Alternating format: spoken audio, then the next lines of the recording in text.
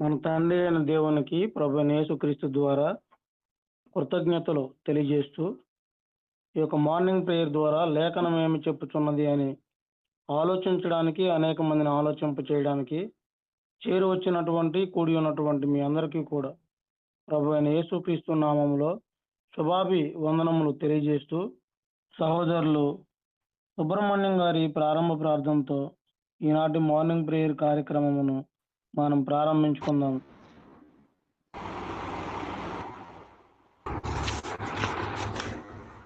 తండ్రి దేవునికి కృతజ్ఞతాస్తుతులు చెల్లించుకుంటూ ఈ ఉదయకాల సమయాన్ని దేవుడు మనకి ఇచ్చినందుకు ఆయనకి మనం ఎంతగానో కృతజ్ఞతాస్తుతులు చెల్లించుకుందాం. ప్రార్థన చేసుకుందాం. మమ్మల్ని మిక్కిలిగా ప్రేమించిన మా ప్రియ పరలోకపు తండ్రి, నీ ఘనమైన నామానికి స్తుతులు స్తోత్రాలు చెల్లించుకుంటున్నాం. నాయన, గడిచిన ఉదయకాలం నుంచి ఉదయకాలం వరకు మీ యొక్క సజీవమైన రెక్కల చాటున భద్రపరిచిన ప్రభువా, ఉదయకాలంలో నేను స్తుతించుకుని నేను కీర్తించుకునే గొప్ప భాగ్యాన్ని ఇచ్చినందుకు తండ్రి మీకు వందనాలు. ఎవరికి లేని గొప్ప భాగ్యాన్ని నా ప్రభువా, అనుదినము నా ప్రభువా నీ వాక్యాలు ధ్యానించుకుని నేను అందులో ఉన్న గొప్ప జ్ఞానాన్ని నా ప్రభువా మేము నేర్చుకోవడానికి మీరు మాకు ఇచ్చిన ఈ చక్కటి సమయాన్ని నా ప్రభువా నీ వాక్యంలో మేమందరం కూడా సద్వినియోగం చేసుకుని మా ఆత్మను బలపరుచుకోవడానికి మీరు ఇచ్చిన చక్కటి అవకాశాన్ని నాయన మీకు కృతజ్ఞతాస్తుతులు చెల్లించుకుంటున్నాం. నాయన ప్రతి విషయంలో నా ప్రభువా నీ వాక్యంలో ఇంకా లోతైన అనుభవంలోకి వెళ్ళడానికి కృప చూపించండి దేవా, నీకు స్తోత్రం. ఈ రీతిగా నా ప్రభువా ఈ సహవాసాన్ని ఆయన మా ప్రియుల సహోదరులు రవి గారు వారు పడుతున్న ప్రయాస వ్యర్థం కాకుండా నాయన ఇంకా రాబోయే దినాల్లో ఈ యొక్క పరిచర్య అనేక ప్రాంతాల్లో నా ప్రభువా నీ సత్య సువార్తను చెప్పగలిగి అనేక మందిని రక్షణలో నడిపించే గొప్ప భాగ్యాన్ని మీరు మాకు అనుగ్రహిస్తారని వేడుకొంచున్నాం. ఆయన ఈ ఉదయకాల సమయంలో పాటల్లో మీరు మాకు తోడుగా ఉండండి. అలాగే లేఖన భాగాల్లో నాయన మేము వివరించుకుంటుండగా తగిన సమయోచితమైన జ్ఞానాన్ని మీరు మాకు అనుగ్రహించమని, ఆది నుంచి అంచె వరకు మీరే అధ్యక్షులుగా ఉండి నడిపించమని మా ప్రభు రక్షకుడైన యేసుక్రీస్తు శ్రేష్టమైన నామములో ప్రార్థించి అడిగి పెట్టుకుంటున్నాం మా ప్రియ పరలోకపు తండ్రి, ఆమేన్. అందరికీ వందనాలు. ప్రార్థన చేసినటువంటి సహోదరులు సుబ్రహ్మణ్యం గారికి ప్రత్యేకంగా వందనములు తెలియజేస్తున్నాము. ఈ సమయంలో సహోదరులు లాలయ్య గారు మొదటి పాటగా పాడి వినిపిస్తారు. రెండో పాటగా సహోదరులు నతానియేలు గారు పాడి దేవుని నామమును మహింపరచవలసిందిగా కోరుకుంటూ ప్రేమతో ఆహ్వానిస్తున్నాము.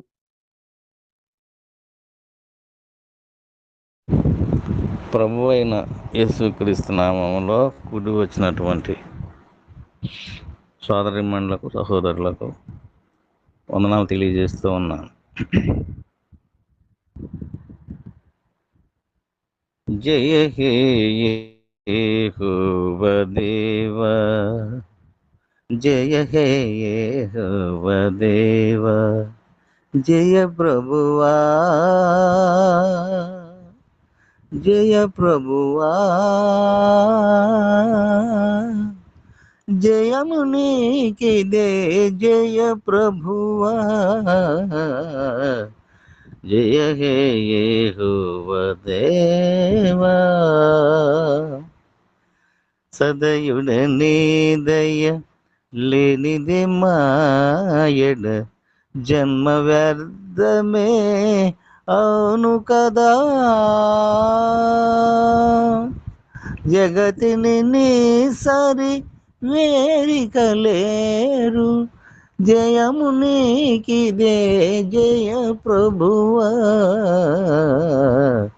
జయ హే యెహోవా దేవా. దేవదేవా దేవదేవా జయము నీకిదే జయ ప్రభువా జయ హే యెహోవా దేవా దేవదేవా దేవదేవా జయము నీకిదే జయ ప్రభువా జయ హే యెహోవా దేవా ఆపద్బాంధవా ఆ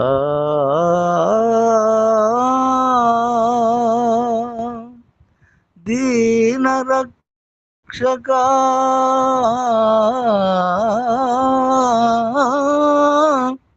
మహా ఆనంద తేజోనిధి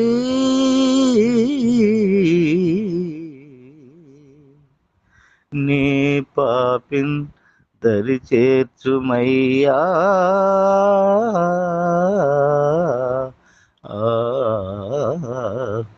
వినవా నా చేయు ఆలాపము కాపాడి దరి చేర్చుమయ్యా కాపాడి దరి చేర్చుమయ్య కనవా కారుణ్య సిద్ధుండా మము చేపట్టంగను రావా ఆ ఆ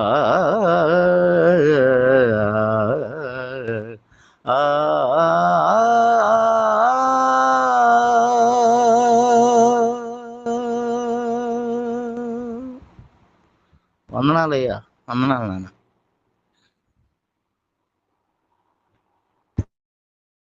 దేవునికి కృతజ్ఞత తెలుస్తున్నాను. అలాగే దేవుని తోటలో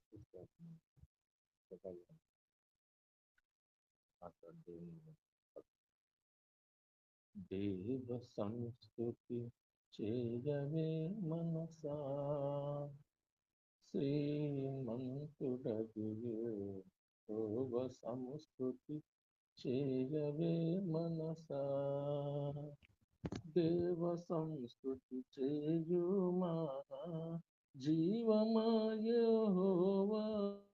దేవుని దేవ సంస్కృతి చేయు మనసా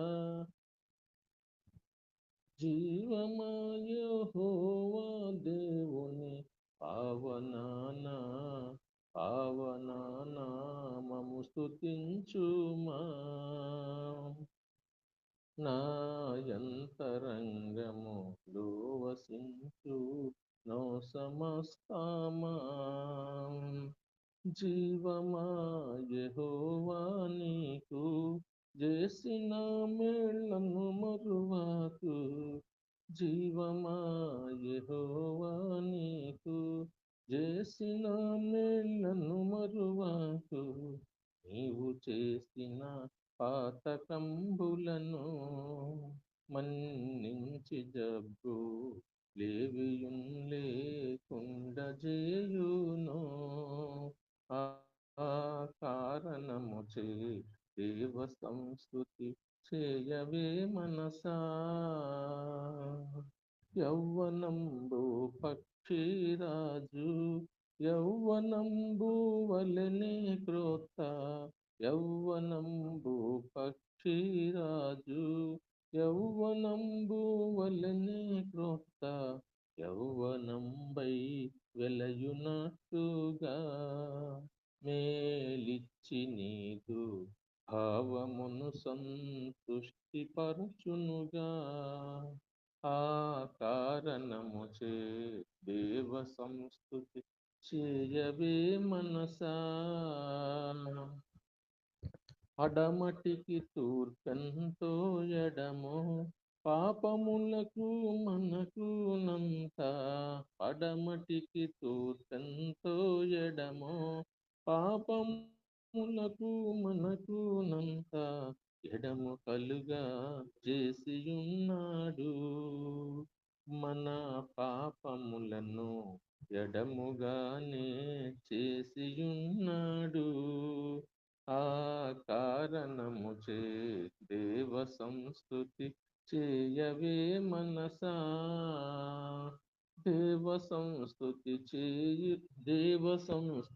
చేయు మానా జీవమాయ హోవా దేవుని పావన నామమును స్తుతించుమా నా యంతరంగములోను నా యంతరంగములో వసించు నో సమస్తమా కొడుకులపై తండ్రి జాలి పడు విధముగా భక్తి పరుల ఎడల జాలి పడును దేవుండు తన భక్తి పరుల ఎడల జాలి పడును దేవుండు ఆ కారణముచే దేవ సంస్తుతి చేయవే మనసా. అందరికీ వందనాలండి.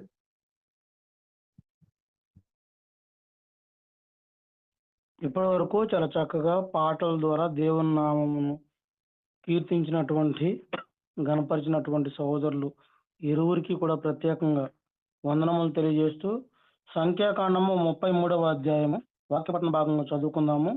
సహోదరి పద్మ గారు మొదటి నుంచి 8 వచనములు చదువుతారు. 9వ వచనం నుండి 38వ వచనం వరకు సంధ్య గారు చదువుతారు. 39వ వచనం నుండి చివరి వరకు నేను చదువుతాను.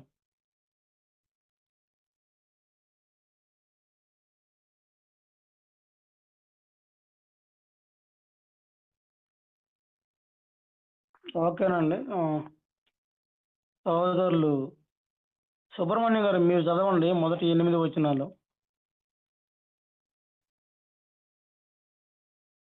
వందనాలండి. మోషే అహరోనుల వల్ల తమ తమ సేనల చొప్పున ఐగుప్తులో నుండి బయలుదేరి వచ్చిన ఇశ్రాయేలీయులు చేసిన ప్రయాణములు ఇవి. మోషే యెహోవా సెలవిచ్చిన ప్రకారము వారి ప్రయాణములను బట్టి వారు సంచార క్రమమును రాసెను. వారి సంచార క్రమమును ప్రకారము వారి ప్రయాణములు ఇవి.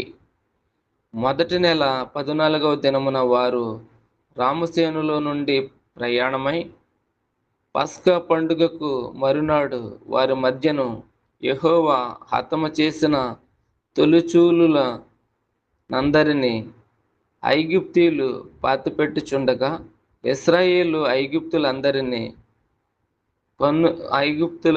ఐగుప్తులందరి కన్నుల ఎదుట జయోత్సాహముతో బయలుదేరి వచ్చిరి. అప్పుడు ఐగుప్తీయులు దేవతలకు యెహోవా తీర్పు తీర్చెను. ఇశ్రాయేలీయులు రామసేనులో నుండి బయలుదేరి సుక్కోతులో దిగిరి. సుక్కోతులో నుండి వారు బయలుదేరి అరణ్యపు కడనున్న యాతాములో దిగిరి. యాతాములో నుండి బయలుదేరి బయల్షెఫోనులో ఎదుటనున్న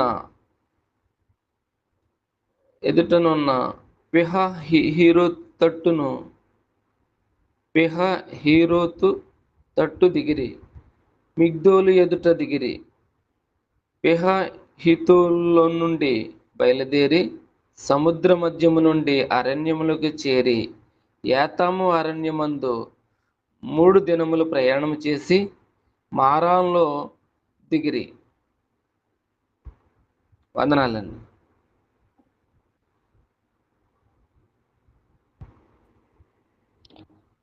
మారాలో నుండి బయలుదేరి ఏలీముకు వచ్చిరి. ఏలీములో 12 నీటి బుగ్గలను 70 ఈత చెట్లను ఉండెను. అక్కడ దిగిరి.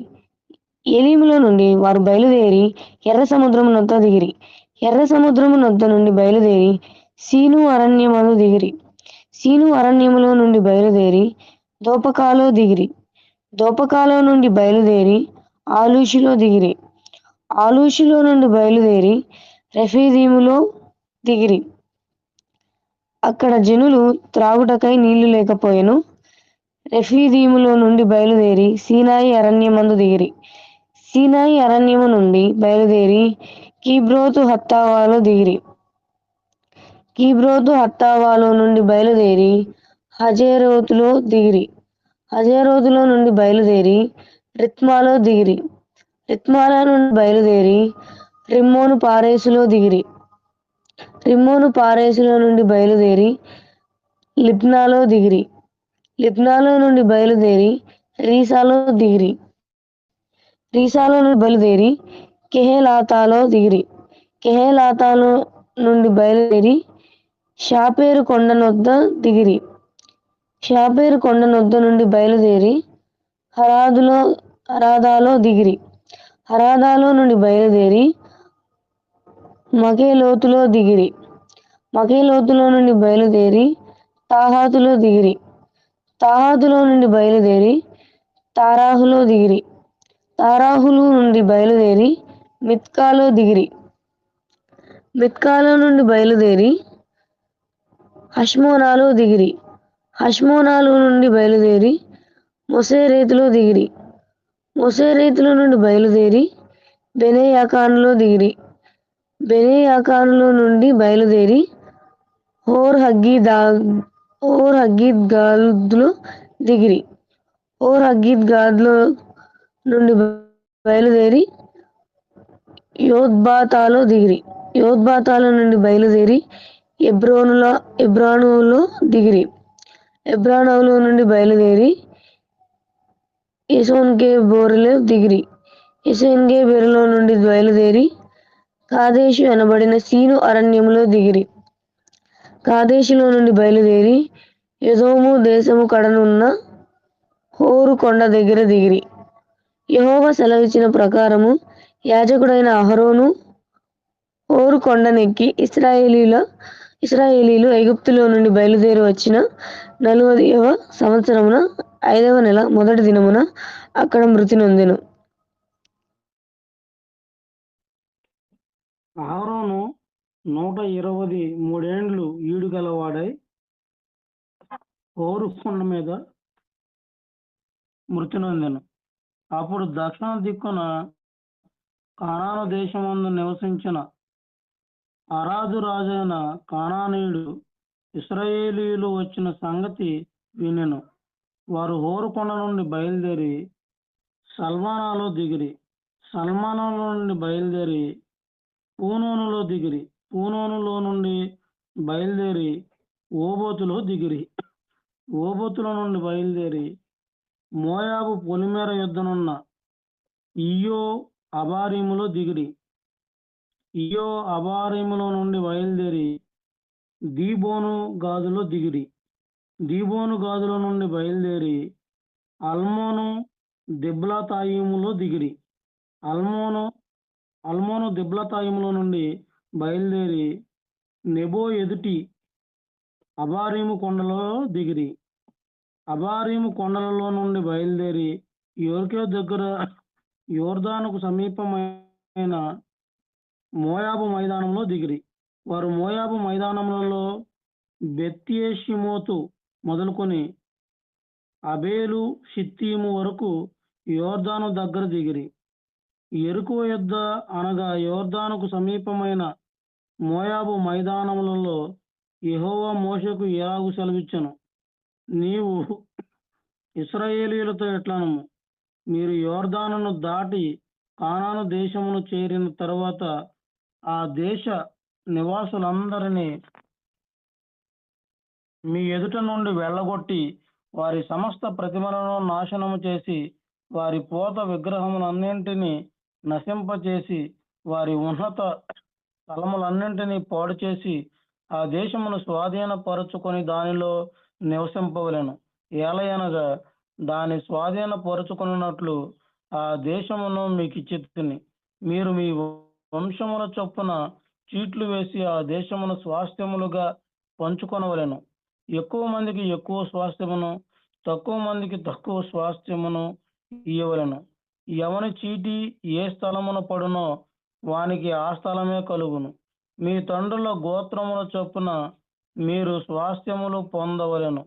అయితే మీరు మీ ఎదుట నుండి ఆ దేశ నివాసులను వెళ్ళగొట్టని ఎడల మీరు వారిలో ఎవరిని ఉండనిచ్చెదరో వారు మీ కన్నులలో ముండ్లుగాను మీ ప్రక్కలలో శూలములుగాను ఉండి మీరు నివసించు ఆ దేశములో మిమ్మును బాధ పెట్టెదరు. మరియు నేను వారికి చేయ తలంచినట్లు మీకు చేసేదనని వారితో చెప్పుము.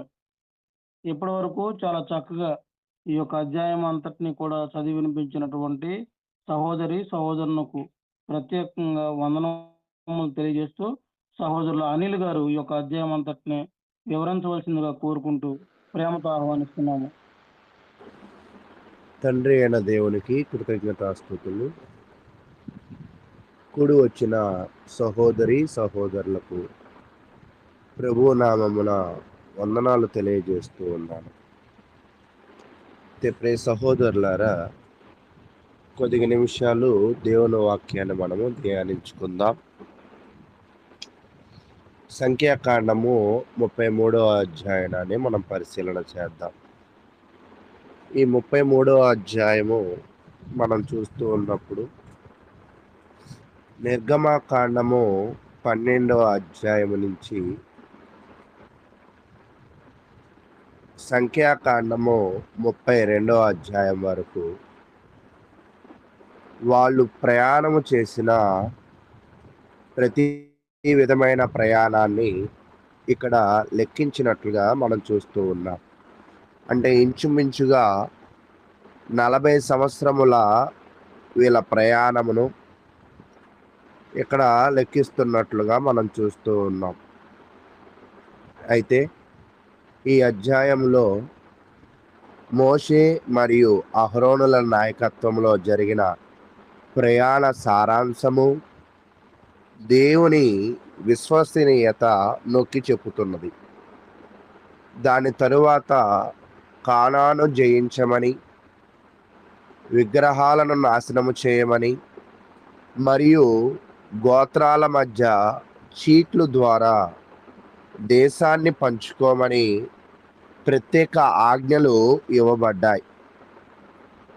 ముఖ్యమైన వివరాలు చూస్తున్నప్పుడు 1వ వచనం నుంచి 49వ వచనం వరకు ప్రయాణ వృత్తాంతము, అంటే రామసేసు నుండి మోయాబు మైదానంల వరకు సాగిన ప్రయాణాల దశలను మోషే తెలియజేస్తూ పస్కా పండగ తరువాత వారు ధైర్యముగా ఐగుప్తును విడిచిపెట్టిన వైనాన్ని గుర్తు చేస్తున్నాడు. మేఘము ద్వారా దేవుడు ఇచ్చిన మార్గదర్శకత్వంపై ఆధారపడిన విషయాన్ని పేర్కొన్నాడు. 50 నుంచి 54 వచనాలు మనం చూస్తున్నప్పుడు కానాను కొరకు ఆజ్ఞలు ఇచ్చాడు. ఏమిటి అంటే, యోర్దాను నది దాటిన తరువాత, యోర్దాను నది యువతల వరకే మోషే ఉన్నాడు. యోర్దాను నది దాటిన తర్వాత మోషే లేడు.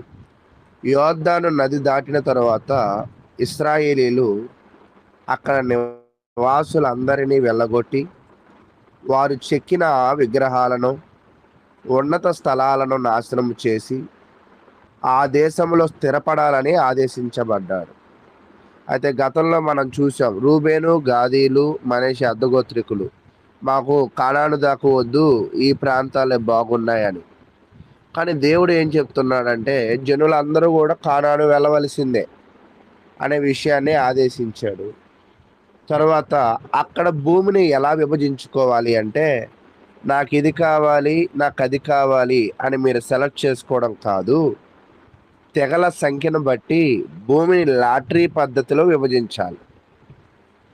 తర్వాత 55 నుంచి 56 వచనాలు చూస్తున్నప్పుడు అవిధేయత గురించిన హెచ్చరిక.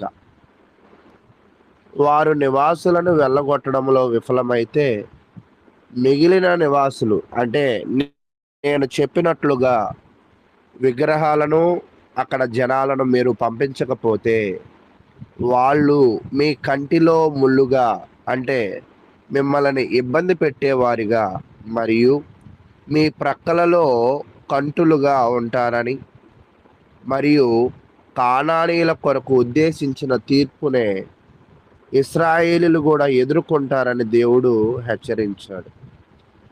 కాబట్టి ఈ అధ్యాయము మరి ఇటువంటి అవుట్లైన్స్తో అయితే ముగింపబడుతుంది. దీనిని మనం కొంత వివరించుకుందాం. ఈ అధ్యాయం ఎందుకు ముఖ్యమైనది అంటే, వారు ఎక్కడ నుండి ఎక్కడికి ప్రయాణం చేశారో అన్నిటినీ రాయబడింది. ఈ అధ్యాయము చూస్తే ఇశ్రాయేల్ చరిత్ర అంతా కూడా ఒక్కోసారి గిర్రమని తిరిగిద్ది కదా, అలాగా వీళ్ళ చరిత్ర మొత్తం మనకు అర్థమైపోతుంది. అంటే ఈ ఈ అధ్యాయములో దేవుని నమ్మకానికి ఒక సాక్ష్యం, ఇశ్రాయేలీల అవిశ్వాసానికి ఒక సాక్ష్యం, దేవుని మార్గదర్శకత్వాన్ని ఒక రికార్డు. అంటే ఈ 3 విషయాలు మనకు అర్థమవుతాయి. ఒకటి, దేవుడి పైన నమ్మకము, అవిశ్వాసం ఇశ్రాయేలుది, దేవుడు మార్గదర్శకత్వము. కాబట్టి ఈ అధ్యాయము యొక్క నిర్మాణము 3 ప్రధాన భాగాలు ఉంది. ఏమిటి అంటే, ఐగుప్తు నుండి బయలుదేరిన రోజు గురించి, 40 సంవత్సరముల ప్రయాణము గురించి, కానాను దేశంలో గురించిన దేవుని ఆజ్ఞల గురించి, ఈ 3 విషయాలు ముఖ్యంగా తెలియజేయబడుతున్నాయి. ఐగుప్తు దేశంలో బయలుదేరిన రోజు 1 నుంచి 4 వచనాలు. పస్కా తర్వాత వారు బయలుదేరారు. ఐగుప్తీయులు తమ మొదట పుట్టిన పిల్లల కోసం విలపిస్తున్నారు. అంటే ఐగుప్తులు ఏడుస్తున్నప్పుడు వీళ్ళు సంతోషంగా బయటకు వచ్చారు. దేవుడు ఫరోపై విజయాన్ని చూపాడు. అది విమోచనానికి ఆరంభము అని మనం చూస్తూ ఉన్నాం. కాబట్టి ప్రియ సహోదరులారా, ఈ కథ, ఈ చరిత్ర, ఇది కథ కాదు, ఇది చరిత్ర.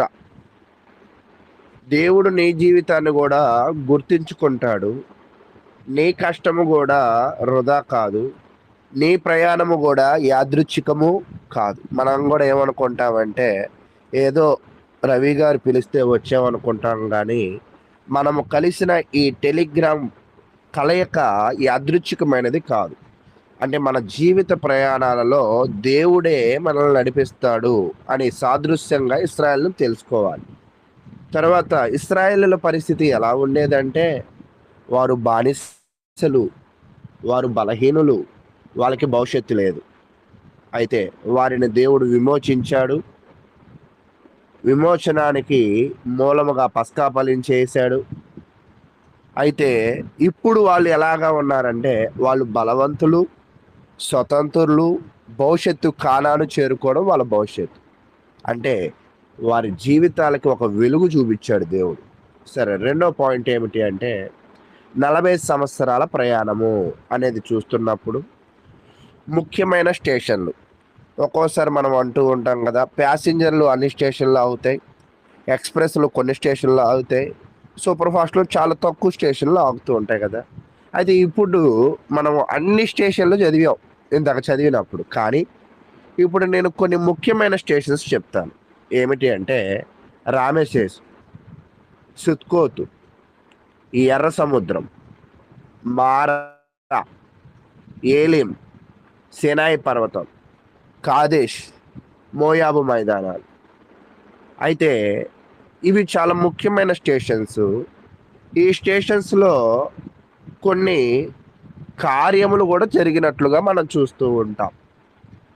అయితే ఈ ప్రయాణం మన జీవితం లాంటిదే.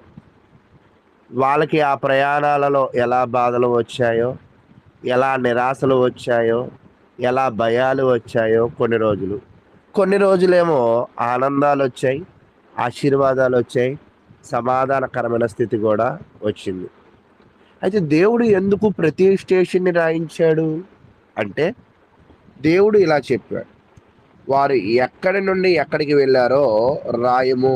ఎందుకు అంటే, దేవుడు నిన్ను మరిచిపోలేదు, ఐగుప్తు దేశములో ప్రయాణమైనప్పుడు మోషే వయసు ఈ 80 ఏళ్ళు. ఇప్పుడు మోషే వయసు ఇంచుమించుగా 120 ఏళ్ళు. అంటే ఈ 40 సంవత్సరముల ప్రయాణములో ప్రతి స్టేషన్లో దేవుడు వాళ్ళని ఎలా నడిపించాడో, ఎలా కాపాడాడో, ఎలా మార్గదర్శకత్వము వహించాడో, ఎలా పోషించాడో ఈ స్టేషన్స్ను బట్టి వారికి మరలా గుర్తు చేస్తూ ఉన్నారు.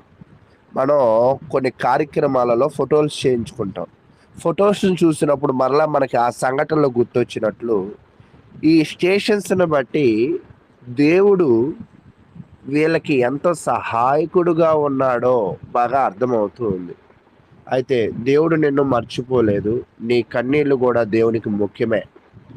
దేవుడు ప్రతి స్టేజ్లో పని చేస్తూ ఉన్నాడు. నువ్వు మారాలో ఉన్నావా, ఏలీములో ఉన్నా, సేనాయిలో ఉన్నా, కాదేశులో ఉన్నా, ప్రాంతాలు మారుతున్నాయి, స్థలాలు మారుతున్నాయి, మనుషులు మారుతున్నాడు, కానీ దేవుడు మాత్రం ఎప్పుడు నీతోనే స్థిరముగా ఉంటున్నాడు. అందుకే దేవుడు శాశ్వతము కలిగిన వాడు.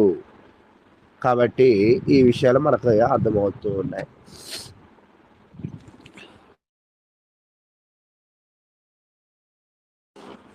అయితే ప్రియ సహోదరులారా, 3వ పాయింట్ ఇప్పటిదాకా ఏం నేర్చుకున్నామంటే ఈ అధ్యాయంలో స్టేషన్స్ మొదటగా ఐగుప్తు నుండి బయలుదేరింది నేర్చుకున్నాం. తర్వాత ఎన్ని స్టేషన్స్ ఆగారో నేర్చుకున్నాం. ఇవంతా కూడా 49 వచనం దాకా ఇవే వచ్చినాలు విషయాలు. ఇప్పుడు 3వ విషయం ఏంటంటే కానాను దేశం గురించి దేవుని ఆజ్ఞ. దేవుడు ఇలా చెప్పాడు, ఈ దేశంలో ఉన్న విగ్రహాలను నాశనం చేయాలి, ఈ దేశ ప్రజలను బయటికి పంపాలి, దేవుడిచ్చిన దేశంలో నివసించాలి.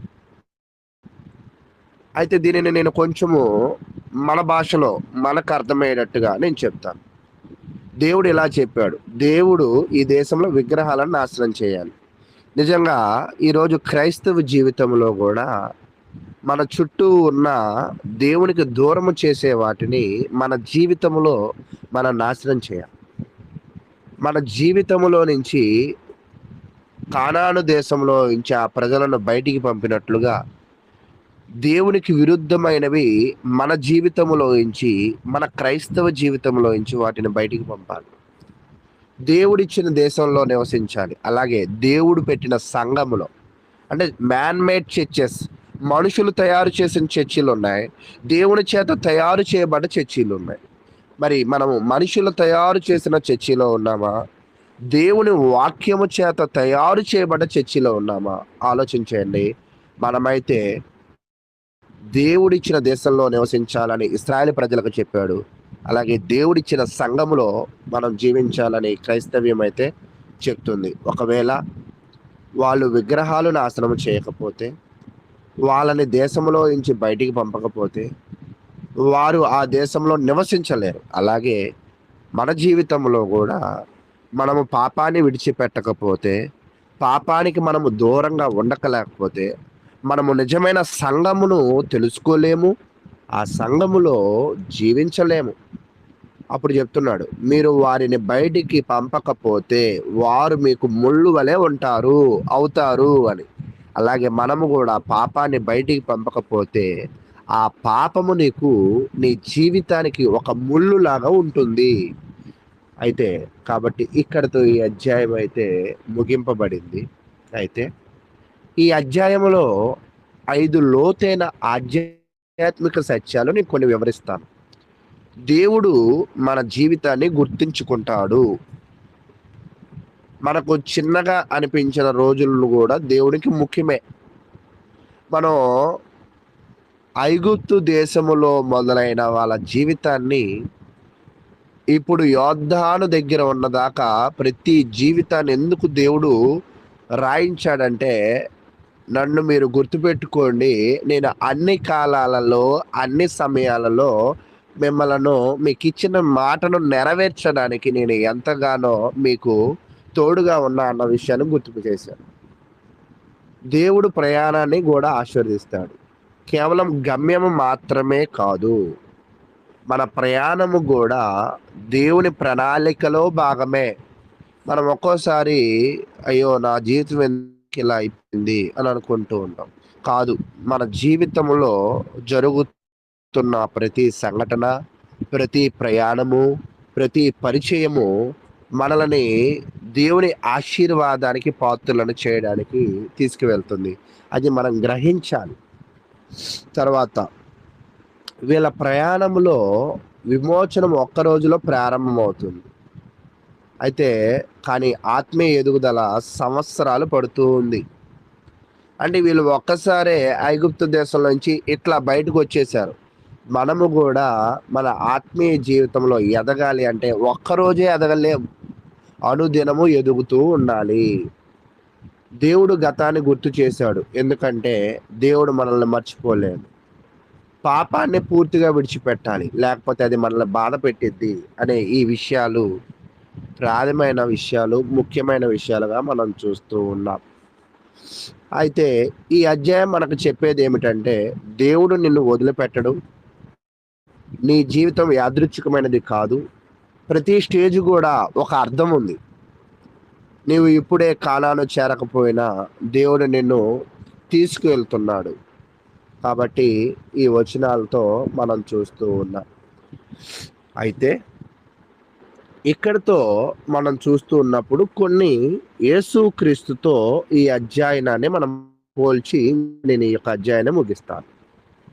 యేసుక్రీస్తుతో ఎలా పోల్చబడుతుందంటే, ఇశ్రాయేలుల ప్రయాణం ఒకవైపు రాసుకుంటే, ఆత్మ సంబంధమైన క్రైస్తవుల ప్రయాణం మరొక వైపు. ఇశ్రాయేల్ ప్రయాణానికి నాయకుడు మోషే అయితే, ఆత్మ సంబంధమైన మన ప్రయాణానికి నాయకుడు క్రీస్తు ప్రభువారు. మోషే ప్రజల బానిసత్వము నుండి తీసుకువచ్చాడు. యేసుక్రీస్తు ప్రభువారు మన పాపపు బానిసత్వం నుంచి తీసుకువచ్చాడు. వారు పస్కా రక్తము ద్వారా విమోచనం జరిగింది. మనకి యేసు రక్తము ద్వారా రక్షణ కలిగింది. వారు ఎర్ర సముద్రమును దాటారు. మనము మన పాత జీవితాన్ని ముగించి బాప్తిసము ద్వారా ఎర్ర సముద్రపు సంఘటనను పునరావృతం చేస్తూ ఉన్నాం. వారికి అరణ్యము ఉంది, మన జీవిత ప్రయాణమే అరణ్యంగా ఉంది. యేసు అరణ్యంలో పరీక్షింపబడ్డాడు. మీరు గుర్తు తెచ్చుకోండి.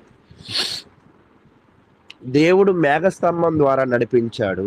ఇప్పుడు పవిత్ర ఆత్మ ద్వారా, పరిశుద్ధాత్మ ద్వారా దేవుడు నిన్ను నడిపిస్తాడు. మన్నా ఆకాశము నుండి ఆహారం వచ్చింది. అయితే యేసే మనకు నేనే జీవము, నేనే ఆహారము అంటూ ఉన్నాడు. నీరు రాయి నుండి వచ్చింది. ఈరోజు జీవజలము యేసు ఇస్తానని తెలియజేస్తూ ఉన్నాడు. సీనాయి వద్ద ధర్మశాస్త్రము ఉంది. యేసు దగ్గర ఇప్పుడు కృప ఉంది. వాగ్దాన దేశము వాళ్ళకి కానాను, నేడు మనకి వాగ్దాన ప్రాంతము పరలోకము. యేసు మనల్ని అక్కడికి తీసుకువెళ్తాడు. మోషే వీళ్ళని అక్కడికి తీసుకువెళ్ళాడు. ప్రయాణము వాళ్ళకి కష్టము, కానీ దేవుడు వదలలేదు. దేవుడు వారి పేర్లను గుర్తుపెట్టుకున్నాడు. యేసు నీ పేరును గుర్తుపెట్టుకుంటాడు. ప్రభువు నందు పడు ప్రయాస అనేది వ్యర్థము కాదు. అదే విధముగా నీ పేరు జీవగ్రంథములో లెక్కింపబడుతుంది. ప్రయాణము ముగింపు, విజయము. యేసు జీవితంలో నీ ప్రయాణం ముగింపు చేయగలుగుతున్నావా? అప్పుడే నీకు విజయం ఉంటుందని తెలియజేస్తూ, మరి ఈ విషయాలన్నీ మీరు జ్ఞాపకం చేసుకుని మీ ఆత్మ సంబంధమైన జీవితంలో, మీ జీవిత ప్రయాణంలో వస్తున్న ఒడిదుడుకుల్లో మీరు చాలా ధైర్యముగా, చాలా బలముగా, మీరు దేవుని యొక్క మార్గదర్శకత్వంలో మీ సొంత మీ ఆలోచన మీద మీరు ఆధారపడదు. అలా ఆధారపడిన వాళ్ళు అరణ్యంలో అనేకులు రాలిపోయారు. అలా నోటికి వచ్చినట్టు మాట్లాడి మనసుకు వచ్చినట్లు జీవించిన వాళ్ళందరూ రాలిపోయారు. కాబట్టి మనము మాట్లాడేది, మనము నడిచేది దేవుని చిత్తమును మీద ఆధారపడితే దేవుడు అరణ్యంలో వారిని కాపాడినట్లు నిన్ను, నీ కుటుంబాన్ని, నీ సంఘాన్ని, నీ సమాజాన్ని దేవుడు దీవించునుగాక. మీ అందరికీ వందనాలు.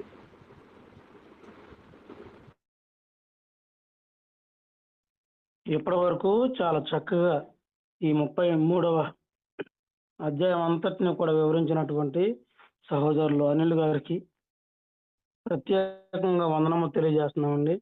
సహోదరులు చాలా చక్కటి విషయాలు, అనేకమైనటువంటి విషయాలను మనకి నేర్పించారు. కాబట్టి మనం మన జీవితాన్ని దేవుడు గుర్తుంచుకుంటాడు. మనం ఆత్మీయంగా ఎదగడానికి అనేకమైనటువంటి సంవత్సరాలు పడుతుంది. కాబట్టి మనం ఆ విధంగా ఎదగడానికి కేవలం మనం యేసు వైపు మాత్రమే చూచి మన యొక్క విశ్వాసంలో స్థిరులుగాను కదలని వారిగాను ఉంటూ గురి ఎద్దకే పరిగెత్తేటువంటి వారిగా ఉండడానికి ప్రయత్నం చేయాలని కోరుకుంటున్నాము.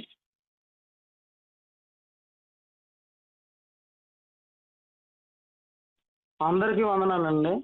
సహోదరులు అనిల్ గారికి మరి ఒకసారి ప్రత్యేకంగా వందనములు తెలియజేస్తున్నాము. ఇప్పటి వరకు జరిగినటువంటి కార్యక్రమం అంతటి విషయమై తదుపరి దేవకర్ణ గారి మెసేజ్ కొరకు సహోదరులు యేసుపాదం గారు ప్రార్థన సహాయం కోరవలసిందిగా కోరుకుంటూ ప్రేమతో ఆహ్వానిస్తున్నాము. వచ్చినండి, ప్రార్థన చేసుకుందాము. మమ్మల్ని మిక్కిలిగా ప్రేమించిన ప్రియ పరలోకపు తండ్రి, మీ ఘనమైన ఉన్నతమైన శ్రేష్టమైన నామానికి మీ ప్రియ కుమారుడును మా ప్రభువును రక్షకుడైన యేసుక్రీస్తు నామంలో మీకు స్తుతులు స్తోత్రములు కృతజ్ఞతలు తెలియజేసుకుంటున్నాం తండ్రి.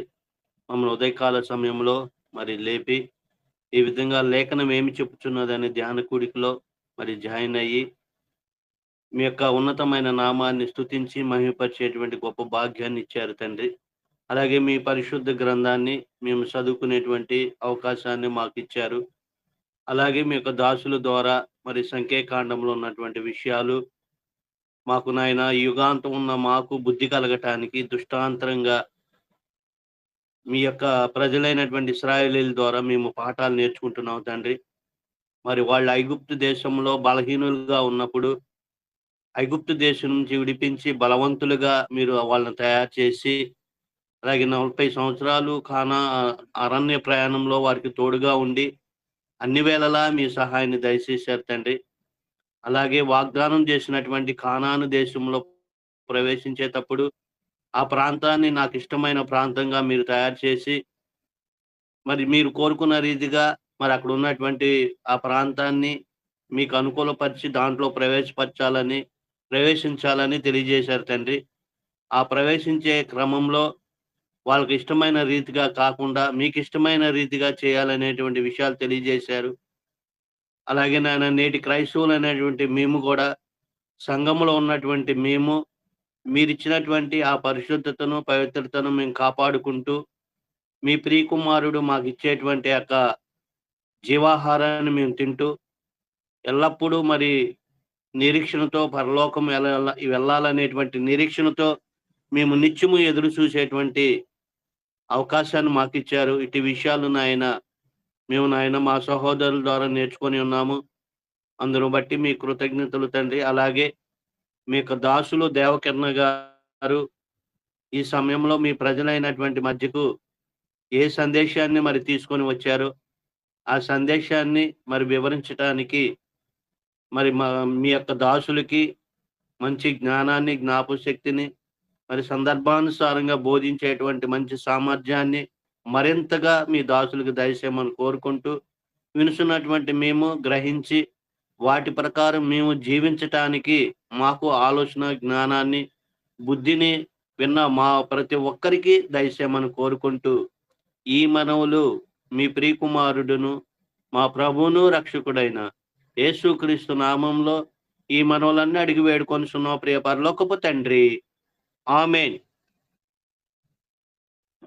ప్రార్థన చేసినటువంటి సహోదరులు యేసుపాదం గారికి ప్రత్యేకంగా వందనములు తెలియజేస్తున్నాము.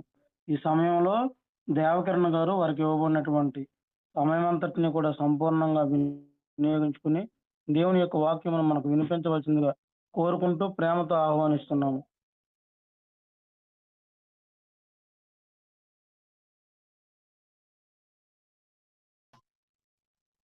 ఈ ఉదయకాల సమయంలో మొదటిగా తండ్రి నా దేవునికి నా కృతజ్ఞతాస్తుతులు చెల్లిస్తూ అలాగే వాక్యమును వినుటకు సిద్ధంగా ఉన్నాను. ప్రియ సహోదరి సహోదరులు కూడా నా హృదయపూర్వకమైన వారికి తెలియజేస్తాను. ప్రియమైన వారులారా, గడిచిన పాఠంలో మనము సంఘము యొక్క పోలికలను గురించి కొన్నిటిని ధ్యానించడం జరిగింది. సంఘం యొక్క పోలికలను జాగ్రత్తగా ఆలోచన చేసినట్లయితే సంఘము పాత నిబంధన కాలం నుండి అనేక విధాలుగా పోల్చబడుతూ వచ్చింది. కనుక మనము మొదటిగా చెప్పుకున్నాము సంఘము ఒక మర్మము అని. ఆ మర్మాన్ని దేవుడు ఆయా కాలాల్లో ఆయా విధాలుగా చెప్పుకుంటూ వచ్చాడు, బయలుపరుచుకుంటూ వచ్చాడు, ప్రవక్తల ప్రవచనములు ప్రత్యక్షపరుచుకుంటూ వచ్చాడు. కనుక రాబోయే కాలంలో లేక భవిష్యత్తులో క్రీస్తు స్థాపించబోయే సంఘానికి ముంగుర్తులుగా కొన్నిటిని దేవుడు ముందుగానే తెలియచేయడం జరిగింది. ఆయన తెలియచేసిన పోలికలు మనము జాగ్రత్తగా పరిశీలన చేస్తాం. అందులో మనము శరీరము అనే పోలికను గురించి చెప్తున్నాం. అలాగే గొర్రెల తొట్టి అనే పోలికను గురించి కూడా చెప్తున్నాం. అలాగే సంఘము పెండ్లి కుమార్తెతో పోల్చబడింది చెప్తున్నాం. పెండ్లి భార్య ఆయన సంఘము ఆయన భార్య క్రీస్తు యొక్క భార్యగా ఉంది అని కూడా మనము చెప్తున్నాం. అయితే సంఘము మనము పరిశీలించినప్పుడు ద్రాక్షావల్లితో పోల్చబడింది. ద్రాక్షావల్లితో పోల్చబడిన పోలికను గురించి మనము ఇప్పుడు ధ్యానిద్దాం. యోహాను సువార్త 15వ అధ్యాయం. యోహాను సువార్త 15వ అధ్యాయము మొదటి వచనం నుండి మనం చదువుకుంటే దేవుడు సంఘమును ద్రాక్షావళితో పోల్చిన సంగతి అయిపోకూడదు.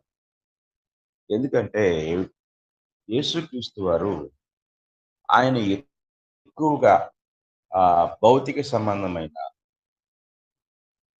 కొన్ని వస్తువులను ఆయన తీసుకొని ఆ వస్తువులతో పరలోక రాజ్యాన్ని పోల్చి ఉపమాన రీతిగా ఆయన చెప్పేవాడు.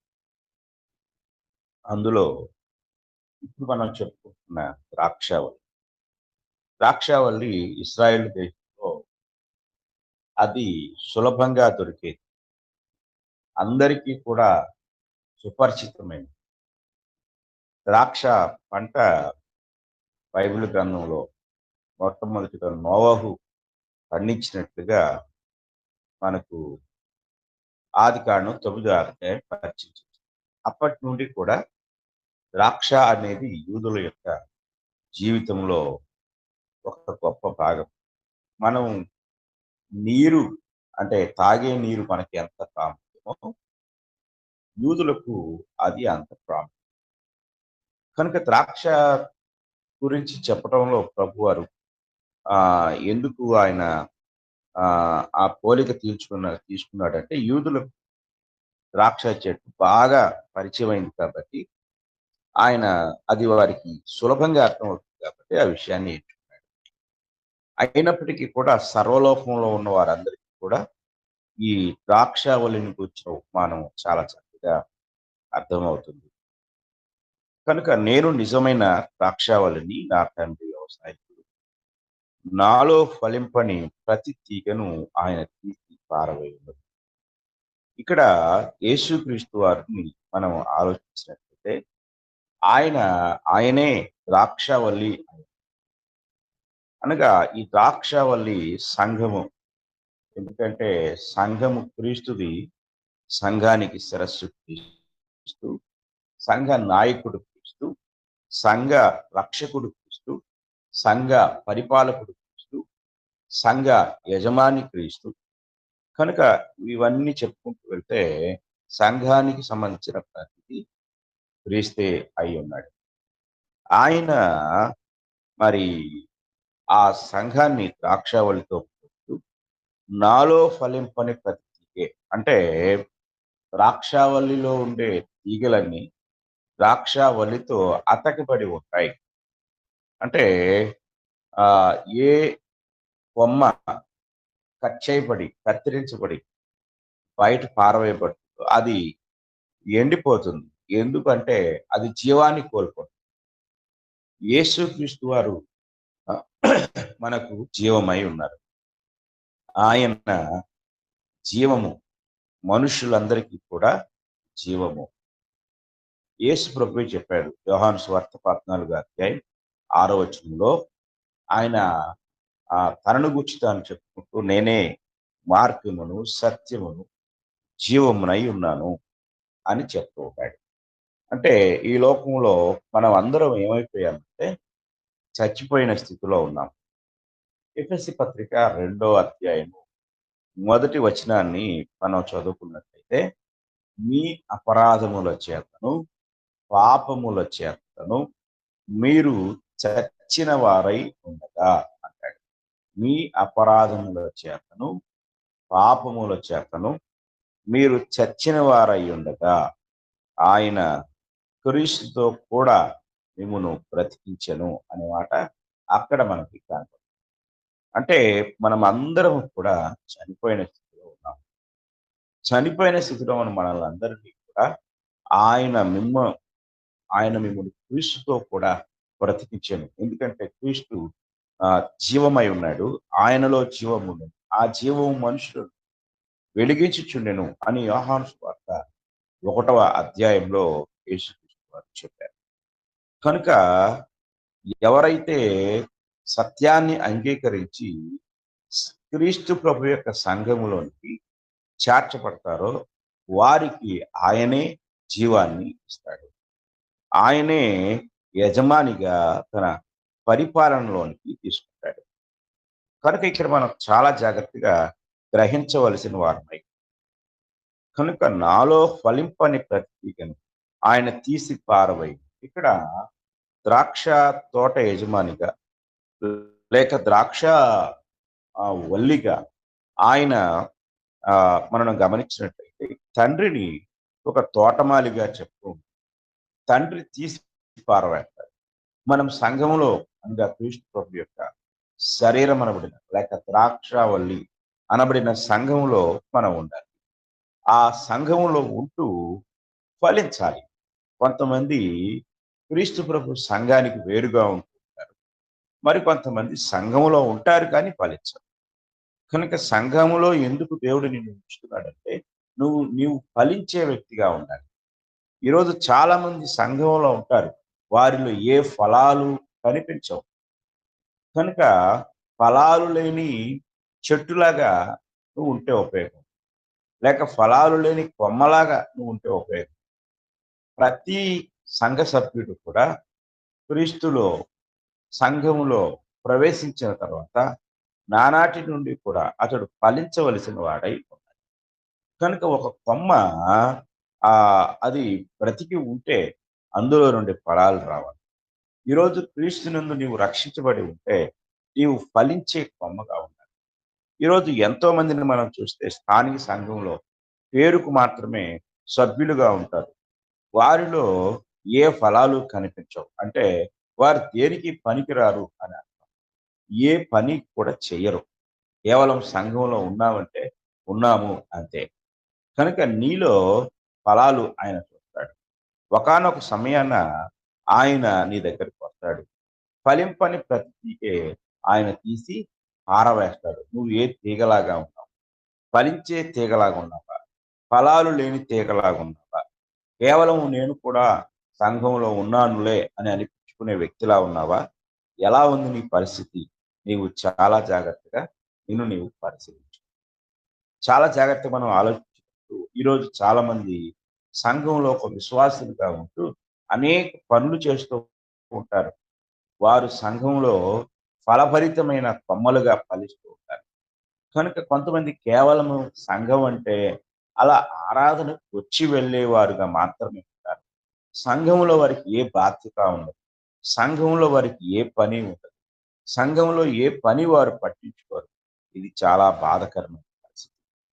దేవుని వాక్యాన్ని మనము చాలా జాగ్రత్తగా గమనించినట్లయితే ఎవరు క్రీస్తు ప్రభు యొక్క సంఘంలో నాటబడతారో అంటుకట్టబడతారో వారు క్రీస్తుకు చెందిన వారుగా ఉంటారు. అది మొదట గ్రహించాలి.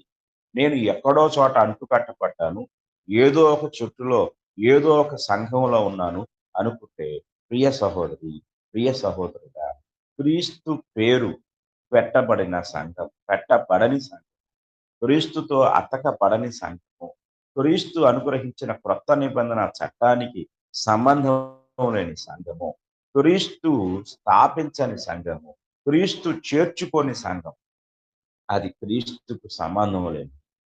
ఇది చాలా జాగ్రత్తగా మనం గ్రహించాలి. క్రొత్త నిబంధనలో అపోస్తుల కార్యములు 2వ అధ్యాయాన్ని మనం చదువుకున్నట్లయితే 2వ అధ్యాయంలో మనకి ఒక గొప్ప మాట కనపడుతుంది.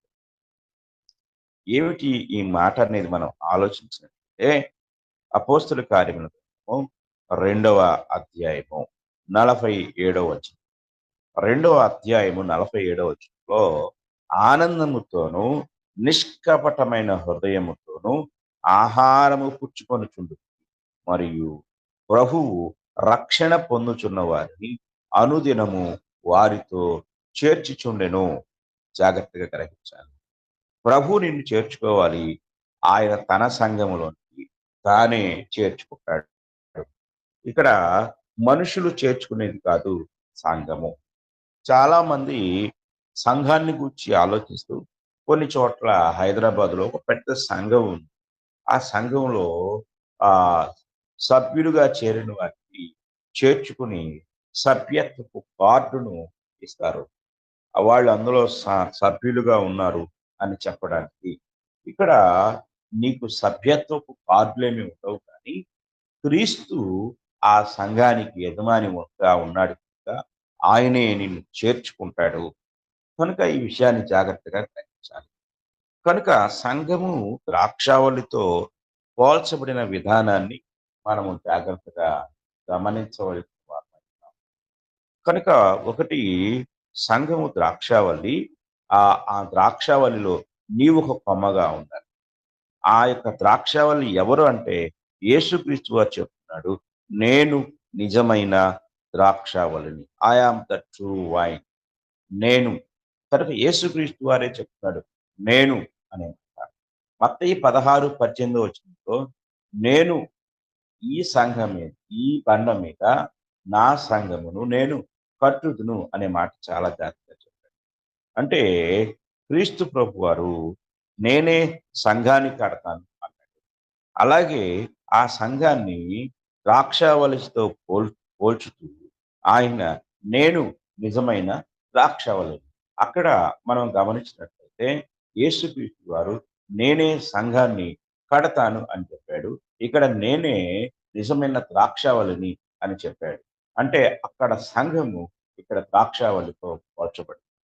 ప్రియమైన వారులారా, చాలా జాగ్రత్తగా మనం పరిశీలించినట్లయితే క్రొత్త నిబంధనలో ఉన్న అనేక దృష్టాంతాలు, అనేక సాదృశ్యాలు క్రీస్తు ప్రభు సంఘాన్ని ఫోకస్ చేస్తూ ఉన్నాయి, గురిపెడుతూ ఉన్నాయి. కనుక అటు పాత నిబంధన దగ్గర నుండి ఇటు క్రొత్త నిబంధన వరకు ఉన్న అనేక సాదృశ్యాలు మనల్ని ఎటు తీసుకెళ్తున్నాయంటే ఈ భూమి మీద 2000 సంవత్సరాల క్రితము క్రీస్తు స్థాపించిన ఒకే ఒక సంఘాన్ని అవి చూపిస్తూ ఉన్నాయి. ఇక్కడ ఒకే ఒక అనే మాట ఎందుకు చెప్పబడింది అంటే సంఘము ఏకత్వాన్ని, వన్నెస్ అనే దాన్ని తెలియజేస్తుంది. ఇక్కడ బహుళత్వము అనేది సంఘంలో లేదు. సంఘము అనే మాటలోనే ఏకవచనం కనపడుతుంది. కనుక ఈ ద్రాక్ష తోట, ద్రాక్ష వల్లి, ద్రాక్ష కొమ్మ జాగ్రత్తగా మనం గ్రహించాలి. ఆ తర్వాత మనము 4వ వచనం, యోహాను సువార్త 15వ అధ్యాయం 4వ వచనానికి వచ్చినట్లయితే నా యందు నిలిచి ఉండుడి, మీ యందు నేనును నిలిచి ఉండును. నా యందు మీ యందు అనే మాటకి ఆయన మరలా పోలిక తీసుకుంటున్నాడు. తీగే ద్రాక్షావల్లిలో నిలిచి ఉంటేనే గాని తనంతట తానే ఎలాగు ఫలింపదు, అలాగు నా యందు నిలిచి ఉంటేనే కానీ మీరు ఫలింపదు. కనుక మీరు క్రీస్తులో ఉన్నట్లయితే, ఆయన ఈ భూమి మీద స్థాపించిన సంఘములో ఉన్నట్లయితే మీరు ఫలిస్తారు. ఇది జాగ్రత్తగా గ్రహించాలి. ఇక్కడ మనం గమనించినప్పుడు ప్రభు అంటున్నాడు, నా యందు నిలిచి ఉండుడి. కనుక మొదట మనము ఆయనలో ఉన్నప్పుడు తరువాత ఆయన మనతో ఉంటాడు, మనలో ఉంటాడు. మనము క్రీస్తులోనికి ప్రవేశించినప్పుడు అనగా ఆ యొక్క ద్రాక్ష వల్లితో మనము అతకబడి ఉన్నప్పుడు, అంటు కట్టబడి ఉన్నప్పుడు మనము ఆ ద్రాక్ష వల్లిలో ఉన్న సారాన్ని, శక్తిని, బలాన్ని అన్నిటిని తీసుకుంటాం. అలాగే మనము క్రీస్తు అనబడిన సంఘములో ఉన్నప్పుడు ఆ సంఘములో ఆయన ఆజ్ఞాపించిన ఆజ్ఞలు, ఆయన చట్టము, ఆయన బోధ, ఆయన యొక్క లక్ష్యము, ఆయన యొక్క సంకల్పము, ఆయన ఉద్దేశము మన పట్ల నెరవేర్చబడు. ఆయనలో ఉన్న ప్రతి ఈవిని కూడా మనకు అనుగ్రహిస్తాడు. ఆయన మనకు తన కృప చొప్పున మన ప్రతి అవసరాన్ని ఆయన తీర్చుతాడు. కొమ్మకు కావలసిన ప్రతిదీ కూడా చెట్టు సప్లై చేస్తుంది తనలో. ఆ చెట్టులో ఉన్న దానిని కొమ్మ తీసుకొని అది ఎదుగుతూ ఇంకా చిన్న చిన్న కొమ్మలు వేస్తూ అది పూత, పిందె, కాయలతో ఆ కొమ్మ సజీవంగా ఉంది. అలాగే మనం కూడా ఈరోజు క్రీస్తు ప్రభు అనే ద్రాక్షావళిలో ఉన్నప్పుడు ఆ ద్రాక్షావళి వల్లిగా మనం పిలువబడుతుంటాం. మనం అందులో ఒక కొమ్మ మాత్రమే, కానీ ప్రధానమైన ద్రాక్షావళి ప్రభు అయిన యేసుక్రీస్తు వారు. జాగ్రత్తగా మనం గమనించాలి. 5వ వచనాన్ని చూద్దాం. ద్రాక్షావళిని నేను, తీగెలు వీరు. ఎవడు నా యందు నిలిచి ఉండునో, నేను ఎవని యందు నిలిచి ఉండునో వాడు బహుగా ఫలించును. నాకు వేరుగా ఉండి మీరేంటూ చేయలేరు. ఈ 5వ వచనంలో ప్రభు అంటున్నాడు, మరలా చెప్తున్నాడు, ద్రాక్షావళిని నేను. మొదటి వచనంలో చెప్పాడు, నేను నిజమైన ద్రాక్షావళి. ఇక్కడ మనం జాగ్రత్తగా గమనిస్తే నిజమైన అంటే ఐఆమ్ ద ట్రూ వైన్ అన్నట్టు. ట్రూ అంటే నిజమైన, అంటే నిజమైన ద్రాక్షావళి, అలాగే నిజము కాని ద్రాక్షావళి కూడా. అంటే ఇక్కడ ద్రాక్షావళితో పోల్చబడిన ఇతర ద్రాక్షావళులు కూడా ఉన్నాయి, కానీ ప్రభువు అక్కడే అసలైన నిజమైన ద్రాక్షావళి. కనుక ఈరోజు మానవులు స్థాపించిన ద్రాక్షావళులు చాలా ఉన్నాయి. కనుక మానవులు స్థాపించిన ద్రాక్షావళులు కాదు, క్రీస్తే ద్రాక్షావళిగా ఉన్న ఆ యొక్క ద్రాక్షావళిలో మనం ఉన్నప్పుడు మనము ఆయనలో ఉంటాం. ఎవడు నా యందు నిలిచి ఉన్నాడో, నేను ఎవని యందు నిలిచి వాడు బహుగా ఫలించు. నాకు వేరుగా ఉండి మీరేమీ చేయలేరు. మనము ప్రభువుకు వేరుగా ఉండి ఏమి చేయలేము. కనుక తర్వాత అంటాడు, ఎవడు నా యందు నిలిచి, ఎవడైనను నా యందు నిలిచి ఉండని యెడల వాడు తీగెవలే బయట పారవేయబడి ఎండిపోవును. మనుషులు అట్టి వాటిని పోగు చేసి అగ్నిలో పారవేతురు, అవి కాలి. ఎవడైనను నా యందు నిలిచి ఉండని, అంటే ఈరోజు క్రీస్తునందు ఆయన సంఘంలో ఎవరైతే ఉండరో వారు అలా ఉంటారు కొంతకాలం, కానీ తీర్పు దినాన, అంటే ఈ 6వ వచనం తీర్పును తెలియజేస్తుంది. కనుక తీర్పు దినాన వాడిని తీసి అగ్నిలో పారవేస్తాను అని ప్రభు చెప్పారు. కనుక మనం జాగ్రత్తగా పరిశీలన చేసినట్లయితే సంఘము ద్రాక్షావళితో పోల్చబడింది. నీవు ఆ ద్రాక్షావళిలో ఉన్నావా అనేది వేసుకోవలసిన ప్రశ్న. ద్రాక్షావళి క్రీస్తు. ఆ యొక్క ద్రాక్షావళిలో నీవు ఉంటే క్రీస్తునందున్న ప్రతి ఆశీర్వాదము, క్రీస్తునందు దేవుడు చేసిన ప్రతి వాగ్దానము నీ సొంతం అవుతుంది. ఒకవేళ నీవు ద్రాక్షావళి అనబడిన సంఘంలో లేకపోతే క్రీస్తునందు ఉండే ఏ ఆశీర్వాదాన్ని నీవు పొందలేవు, పైగా నీవు నరకంలో ఉపయోగపడతావు. తరువాత జాగ్రత్తగా మనం పరిశీలన చేసినట్లయితే సంఘాన్ని గురించి మనం ఆలోచన చేసినప్పుడు సంఘము ఇంకొక పోలికతో పోల్చబడింది. ఆ పోలిక మనం జాగ్రత్తగా గమనించినట్లయితే దాచబడిన ధనముతో పోల్చబడింది. దాచబడిన ధనాన్ని గురించి మనము ఆలోచిస్తే మత్తయి సువార్త 13వ అధ్యాయము 44వ వచనంలో ఈ మాటలు మనం చూడగలం.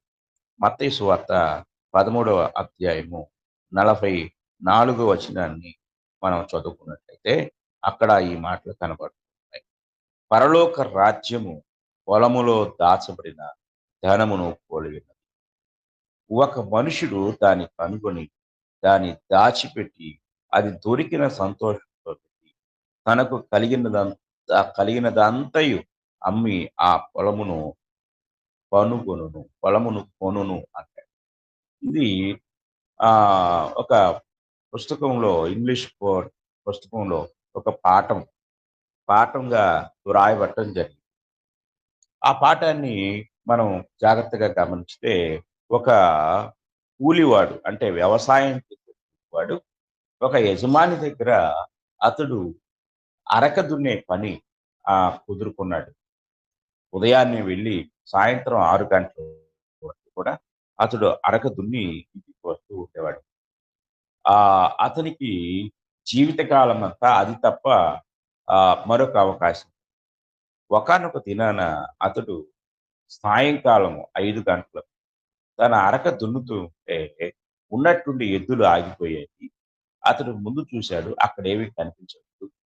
ఆ కారణం ఏమిటి అని మరలా అదిరించాడు, అది కదలలేదు. కారణం ఏంటంటే ఆ అరక యొక్క నాగలికి ఏదో అడ్డుపడి ఉంది అని అతడు గ్రహించాడు.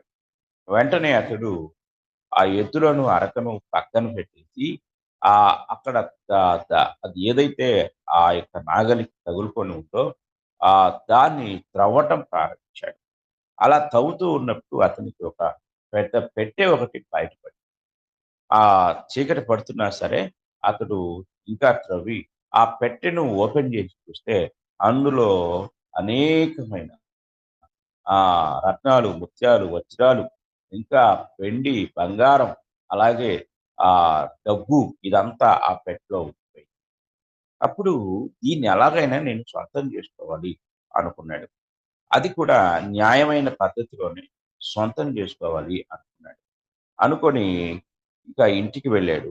యజమానిని అడిగాడు, ఈ పొలాన్ని నేను కొంటాను, అది నాకు ఇస్తావా అని. అతడు చాలా వ్యంగ్యంగా ఆ పొలాన్ని కొనే విషయంలో నీకు అంత డబ్బు ఎక్కడిది, నువ్వు దాన్ని కొనలేవు అన్నట్టుగా మాట్లాడాడు. పర్వాలేదండి, నేను కొనుక్కుంటాను, దాని ఖరీదు చెప్పమని చెప్పాడు. అతడు ఖరీదు చెప్పాడు. ఖరీదు చెప్పిన తర్వాత అతడు ఇంటికి వెళ్ళాడు. ఇంటికి వెళ్ళి ఆ పొలాన్ని కొనడానికి ఏం చేయాలో ఆలోచించాడు. అతను తనకు ఎంతవరకు అప్పు చేయగలడో అంతవరకు కూడా, అంటే ఎందరు ఇస్తారో అప్పిస్తారో తన స్నేహితులు అందరి దగ్గరికి వెళ్ళాడు. అప్పు చేశాడు, కొంత డబ్బు సమకూర్చాడు. ఆఖరికి తన ఇంటిని అమ్మాడు, తనకున్న వస్తువులను అమ్మాడు. ఆఖరికి తన భార్య ఒంటి మీద ఉన్న ఆ నగలు, చిన్న చిన్న వస్తువులు ఏవైతే ఉంటాయో వాటిని కూడా భార్య వారిస్తున్నా కూడా ఎవరికి ఏమి చెప్పకుండా అన్నిటినీ అమ్మాడు. చివరికి యజమాని చెప్పిన ధరను అతడు సమకూర్చగలిగాడు. వెళ్ళి ఇప్పుడు ఆ ధనాన్ని ఇచ్చి అతను ఆ పొలాన్ని కొనుక్కున్నాడు. ఇప్పుడు వెళ్ళి అతడు ఆ దాచబడిన ధనాన్ని తీసుకున్నాడు. ఆ దాచబడిన ధనముతో ఆ ఊరిలోనే అతడు గొప్ప ధనవంతునిగా ప్రసిద్ధి చెందాడు. ఇక్కడ ఈ యొక్క పాఠాన్ని జాగ్రత్తగా గమనిస్తే అదే ప్రభు ఇక్కడ చెప్తున్నాడు, దాచబడిన ధనము. ఈ ధనము ఓపెన్ గా లేదు, అది దాచబడి ఉంది. క్రీస్తు ప్రభు యొక్క సంఘము అనేది ఈ లోకంలో దాచబడిన ధనము. దాన్ని కనుగొనేవారు కొందరే. దాన్ని కనుగొన్నవాడు తనకున్న దాన్ని అంతటినీ కూడా వదులుకొని దాన్ని కొనుక్కోవాలి. ఈరోజు క్రీస్తు ప్రభు యొక్క సంఘములోనికి ఒకడు చేర్చబడ్డాడు. అతని కులం అటున్నారు, లేకపోతే అతనికున్న స్నేహితులు, లేక బంధువులు, అతనికున్న ఎప్పటి నుండో అతని ఎక్కడో స్థానిక సంఘంలో సభ్యుడిగా ఉండి, అయ్యో నేను సంఘాన్ని పోగొట్టుకోవాలా అనుకో, లేదా అక్కడున్న సహవాసాన్ని పోగొట్టుకోవాలా అనుకో, అలాగే ఎక్కడున్న స్నేహితులను దూరం చేసుకోవాలా అనుకో. ఇలాగ ఎన్నో మనకి ఆటంకాలు కనపడుతుంటాయి, ఎన్నో అడ్డంకులు కనపడుతుంటాయి. అయినప్పటికీ కూడా ఇక్కడ ఇది దాచబడిన ధనము, ఇది చాలా విలువైన ధనము. ఇది నీకు కావాలంటే నీవు వాటన్నిటిని కూడా వదులుకోక తప్పదు అనే సత్యాన్ని గ్రహించాలి. ఈ యొక్క రైతు తనకున్న ఇంటిని అమ్ముకున్నాడు, తనకున్న ప్రతిదీ అమ్ముకున్నాడు, అన్ని అప్పులు చేశాడు. ఎట్టకేలకు ఆ యొక్క ఆ ధనాన్ని సంపాదించు.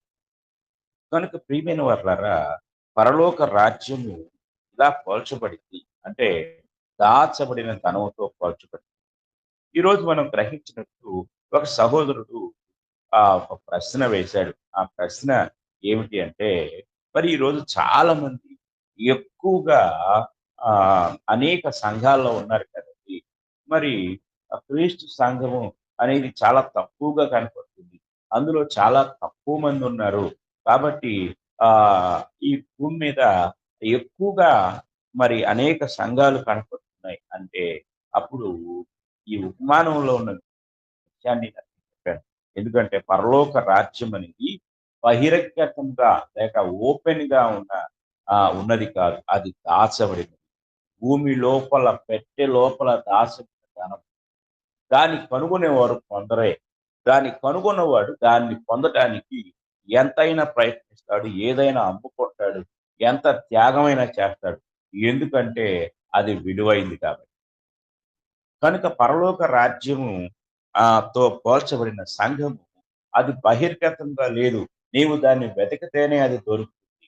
ఎవరైతే సత్యమైన మనస్సుతో లేక యథార్థమైన మనస్సుతో సత్యాన్వేషణ చేస్తూ ఉంటారో వారికి మాత్రమే దేవుడు దానికి బయలుపరుస్తూ ఉంటాడు. కనుక దాచబడిన ధనము ఇప్పుడు ప్రత్యక్షమైంది.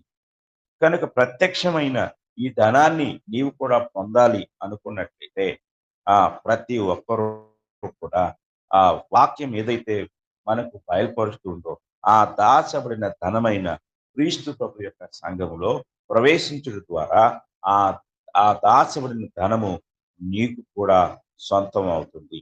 ఇది చాలా జాగ్రత్తగా గ్రహించవలసిన వారమై కనుక పరలోక రాజ్యమును జాగ్రత్తగా మనం పరిశీలించినట్లయితే సంఘముతో పోల్చబడిన ఈ పోలికలు మనం ఆలోచన చేద్దాం. కనుక ఒక్కొక్క పోలిక దేన్ని చూపిస్తుంది అంటే, దేనిని మనకు ఫోకస్ చేస్తుంది అంటే, అది క్రీస్తు ప్రభు ఈ భూమి మీద స్థాపించిన సంఘంతో అది పోల్చబడింది. సంఘాన్ని అది మనకు తెలియజేస్తుంది అనే సత్యాన్ని గ్రహించాలి. ఇక పాత నిబంధనకు మనం వెళ్తాం. పాత నిబంధన అయితే పాత నిబంధనలో సంఘము పోల్చబడిన విధానాన్ని మనం ఆలోచించు. ఆది కాండంలో మనము ఆది కాండాన్ని చదువుకుంటే ఆది కాండము మొట్టమొదటిగా 6వ అధ్యాయాన్ని మనం చదువుతాం. 6వ అధ్యాయంలో దేవుడు నోవహుతో మాట్లాడతాడు. నోవహుతో మాట్లాడినప్పుడు ఆయన ఒక విషయాన్ని ఆయన తెలియజేస్తారు. ఆది కాండము 6వ అధ్యాయం 6వ అధ్యాయము 13వ వచనాన్ని మనం చదువుతున్నాం. దేవుడు నోవహుతో సమస్త శరీరుల మూలంగా భూమి బలాత్కారంతో నిండి ఉన్నది కనుక నా సన్నిధిని వారి అంతము వచ్చి ఇదిగో వారిని భూమితో కూడా నాశనము చేయుదును అంటాడు. అంటే లోకాన్ని నాశనం చేయాలనే తీర్మానం దేవుడు చేసుకున్నాడు. చేసుకుంటూ అక్కడ ఆయన ఒక విషయాన్ని మనకు తెలియజేస్తున్నాడు. చితిసారక ప్రాంతో నీ కొరకు ఓడను చేసుకున్నాడు. ఇక్కడ దేవుడు ఈ లోకాన్ని అయితే నాశనం చేస్తాడు, కానీ నీవు నీ కుటుంబము రక్షించబడడానికి ఒక ఓడను తయారు చేయాలి ఆయన చెప్పాడు. జాగ్రత్తగా మనం గ్రహించాలి. ఇక్కడ దేవుడు నోవహుకి ఓడ కట్టమని చెప్తూ ఉన్నాడు. ఓడ కట్టమని చెప్తున్నప్పుడు కూడా ఆ ఓడ యొక్క ప్లానింగ్ అంతా కూడా దేవునిదే అని మనం గ్రహించాలి. ఎందుకంటే ఓడ కట్టడానికి కావలసిన ఆ కర్ర లేక ఆ చెక్క దేవుడే చెప్తున్నాడు. ఇక నోవహు నీవే ఓడ ఆ ఆ కట్టే విధానాన్ని దానికి ఎలా కట్టాలంటే దాన్ని కట్టాలి అని. అలాగే ఇంకా మనం దానికి ఒక ప్లాన్ ఇస్తూ ఉంటాడు. ఈ ప్లాన్ కూడా దేవుడే అరలు పెట్టి కట్టమన్నాడు. అలాగే దానికి కీలు పోయమన్నాడు. 15 వచనానికి వస్తే నీవు దాన్ని చేయవలసిన విధం ఇది అని చెప్పి ఆ ప్లాన్ లో ఆయన ఇంకా ఏం చెప్తున్నాడంటే కొలతలు చెప్తూ ఉన్నాడు. గోడ ఎన్ని అడుగులు పొడవు వెడల్పు ఉండాలో, అలాగే ఎన్ని అంతస్తులుగా అది ఉండాలో ప్లాను దేవుడే చెప్తున్నాడు. అంటే ఈ చెక్కను గూర్చి దేవుడే చెప్పాడు. అలాగే ప్లాను కూడా దేవుడే చెప్తూ ఉన్నాడు. అలాగే ఇంకా మనం గమనించినట్లయితే ఆ ఓడలో ఎవరు ప్రవేశించాలో కూడా దేవుడే చెప్తున్నాడు. ఇది జాగ్రత్తగా మనం గ్రహించాలి. అంటే ఈ యొక్క ప్లాన్ అంతా కూడా A to Z మొత్తం కూడా ఎవరిది అంటే దేవునిది. కేవలం వర్కర్ మాత్రమే, అంటే దాని నిర్మాణకుడు మాత్రమే, పని చేసే పనివాడు మాత్రమే నోవహు, అతని యొక్క కుటుంబం. అంటే దేవుడు ఓడ కట్టమని చెప్పేసి అదంతా నోవహుకి అప్పగించలేదు. అది ఏ కర్రతో కొట్టాలో దేవుడే చెప్తూ ఉన్నాడు. దాని ప్లాన్ ఎలా ఉండాలో ప్లాన్ అంతా దేవుడే ఇచ్చాడు. ఎవరు ప్రవేశించాలో అది కూడా దేవుడే చెప్తూ ఉన్నాడు. ఇలాగా మనం గ్రహించినట్లయితే ఈ ఓడ అంతా దేవునిదే, కానీ కేవలం ఒక పనివాడుగా మాత్రమే నోవహు ఉన్నాడు.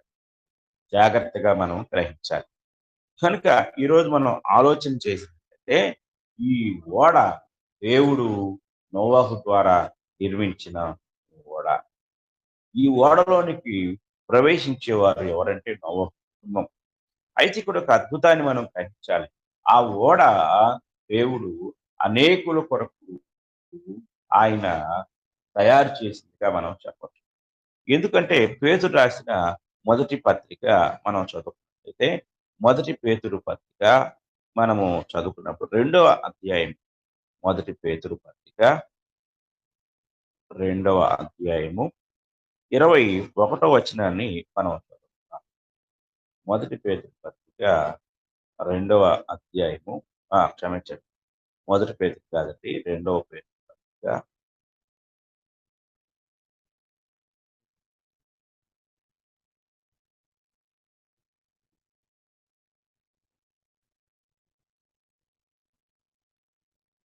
ఇక్కడ మరి ప్రభు వారు అపోస్తులైన పేతురు గారు ఈ యొక్క ఓడను గుర్చి, ఓడలో ఉండే రక్షణను గుర్చి ఆయన మాట్లాడుతూ మొదటి పేతురు పత్రికలోనే ఆయన ఈ విషయాన్ని తెలియజేస్తుంటాడు. 3వ అధ్యాయము, మొదటి పేతురు పత్రిక 3వ అధ్యాయాన్ని మనం జాగ్రత్తగా పరిశీలించినట్లయితే ఆయన దానికి సాదృశ్యమైన బాప్తిస్మం, మొదటి పేతురు 3వ అధ్యాయం 21వ వచనం, దానికి సాదృశ్యమైన బాప్తిస్మం ఇప్పుడు మిమ్మల్ని రక్షిస్తుంది.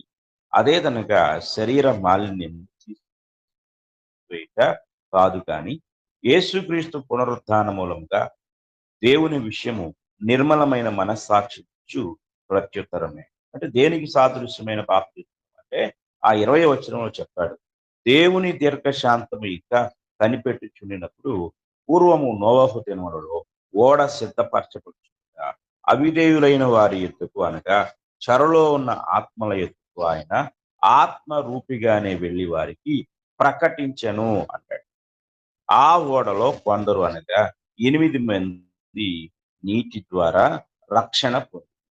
కనుక ఇక్కడ మనం గ్రహించవలసిన విషయం ఏంటంటే దేవుడు నోవహుకు ఈ యొక్క ఓడను గురించి తెలియజేసినప్పుడు ఆయన అనేకులకు సువార్త ప్రకటించాడు, అవిధేయులైన వారి అనగా ఈ రోజు మనం గ్రహించినట్లయితే క్రీస్తు ప్రభు యొక్క సంఘాన్ని గురించిన వార్త సర్వలోకానికి దేవుడు తన గ్రంథం ద్వారా తెలియజేస్తూ ఉన్నాడు అనే సత్యాన్ని మనం గ్రహించాలి. అయితే నోవహు ఓడలోనికి ఎందరూ ప్రవేశించారు అంటే 8 మంది మాత్రమే, అంటే బహు కొద్ది మంది మాత్రమే. ఇక్కడ 8 అనే అంకె కొద్ది మందిని సంఖ్యను తక్కువ సంఖ్యను తెలియజేస్తారు. ఈరోజు మీరు భూమి మీద చూడండి, క్రీస్తు ప్రభు సంఘాలు చాలా తక్కువగా ఉంటూ ఉంటాయి. కారణం ఏమిటంటే ఆనాడు ఆ లోకంలో ఉన్నవారు అనగా నోవహు కాలం నాటి ప్రజలు వారు సత్యాన్ని అంగీకరించకుండా, లేక నోవహు కట్టే ఓడను వారు దృష్టి పెట్టకుండా నోవహును ఎగతాళి చేశారు, హేళన చేశారు. ఓడలోనికి అయితే వారు ప్రవేశించలేదు. ఈరోజు చాలా మంది క్రీస్తు ప్రభు సంఘం ఒకటే అంటే చాలా మంది హేళన చేస్తారు. ఇది మనం చాలా జాగ్రత్తగా గ్రహించాలి. మనము ఏ విషయంలోనైనా సరే ఒకటే అనే దానికి అంగీకరిస్తాం. మనమంతా ఒకటిగా ఉండాలి అంటే మంచిది, ఇది ఐక్యత అంటాం. కానీ సంఘం ఒకటే అంటే మాత్రం మన కుటుంబం ఐక్యంగా ఉండాలి అంటాం. కానీ సంఘం ఒకటే అంటే మాత్రం ఇది ఎంత అజ్ఞానంతో కూడా కూడిన ఆలోచన మనం జాగ్రత్తగా గ్రహించవలసిన వారు. కనుక దేవుని వాక్యాన్ని మనం పరిశీలన చేస్తే ఐక్యత అనేది ఎక్కడుందంటే ఏకత్వంలో ఉంది, బహుళత్వంలో లేదు, భిన్నత్వంలో లేదు, వేరు వేరు వేరు వేరు శాఖలుగా ఉండేదాంట్లో ఐక్యత లేదు. ఒక్కటిగా ఉన్నప్పుడే అది ఐక్యతను తెలియజేస్తుంది. క్రీస్తు ప్రభు సంఘము ఒక్కటిగా ఎందుకు అంటే అది ఐక్యతను తెలియజేస్తుంది అనే విషయాన్ని మనం చాలా జాగ్రత్తగా గ్రహించవలసిన వారు అయి ఉన్నాం. కనుక ఎందుకు ఆయన ఒకే ద్రాక్షావళిలో అనేక కొమ్మలు అనగా ఒకే సంఘములో అనేక మంది విశ్వాసులు, ఒకే శరీరములో అనేకమైన అవయవాలు, ఒకే ఓడలో అనేక మంది యొక్క రక్షణ, ఇదంతా మనం ఆలోచించినట్లయితే ఎందుకు దేవుడు 2-3 ఓడలను కట్టమని చెప్పలేదు, ఒకే ఓడని ఎందుకు కట్టమని చెప్పాడంటే ఆ ఒక్క ఓడ రాబోయే ఒకే ఒక క్రీస్తు ప్రభు సంఘానికి సాదృశ్యంగా ఉంది. ఎందుకు ఒకే ద్రాక్షావళి, నేను ఒక ద్రాక్షావళిని, నేను నిజమైన ద్రాక్షావళిని అని ప్రభు ఎందుకు చెప్పాడు అంటే ఆ ఒకే ద్రాక్షావళిలో మనమంతా కొమ్మలుగా, మనమంతా ఫలించాలి. కాబట్టి ఇది మనం చాలా జాగ్రత్తగా గ్రహించవలసిన వారు. కనుక ఇక్కడ మనం గ్రహించవలసిన విషయం ఏంటంటే సంఘము ద్రాక్షావళితో పోల్చబడింది, సంఘము దాచబడిన ధనంతో పోల్చబడింది, సంఘము నోవహు కట్టిన ఓడతో పోల్చబడింది అనే సత్యాన్ని మనం చాలా జాగ్రత్తగా గ్రహించవలసిన వారు. ఆ తర్వాత మనం జాగ్రత్తగా పరిశీలించినట్లయితే సంఘము ప్రత్యక్ష గుడారముతో పోల్చబడింది అనే సత్యాన్ని మనం గ్రహించాలి. ప్రత్యక్ష గుడారం మనకు నిర్గమకాండం, లేవికాండం, సంఖ్యాకాండంలో మనకు ప్రత్యక్ష గుడారం కనపడుతుంది.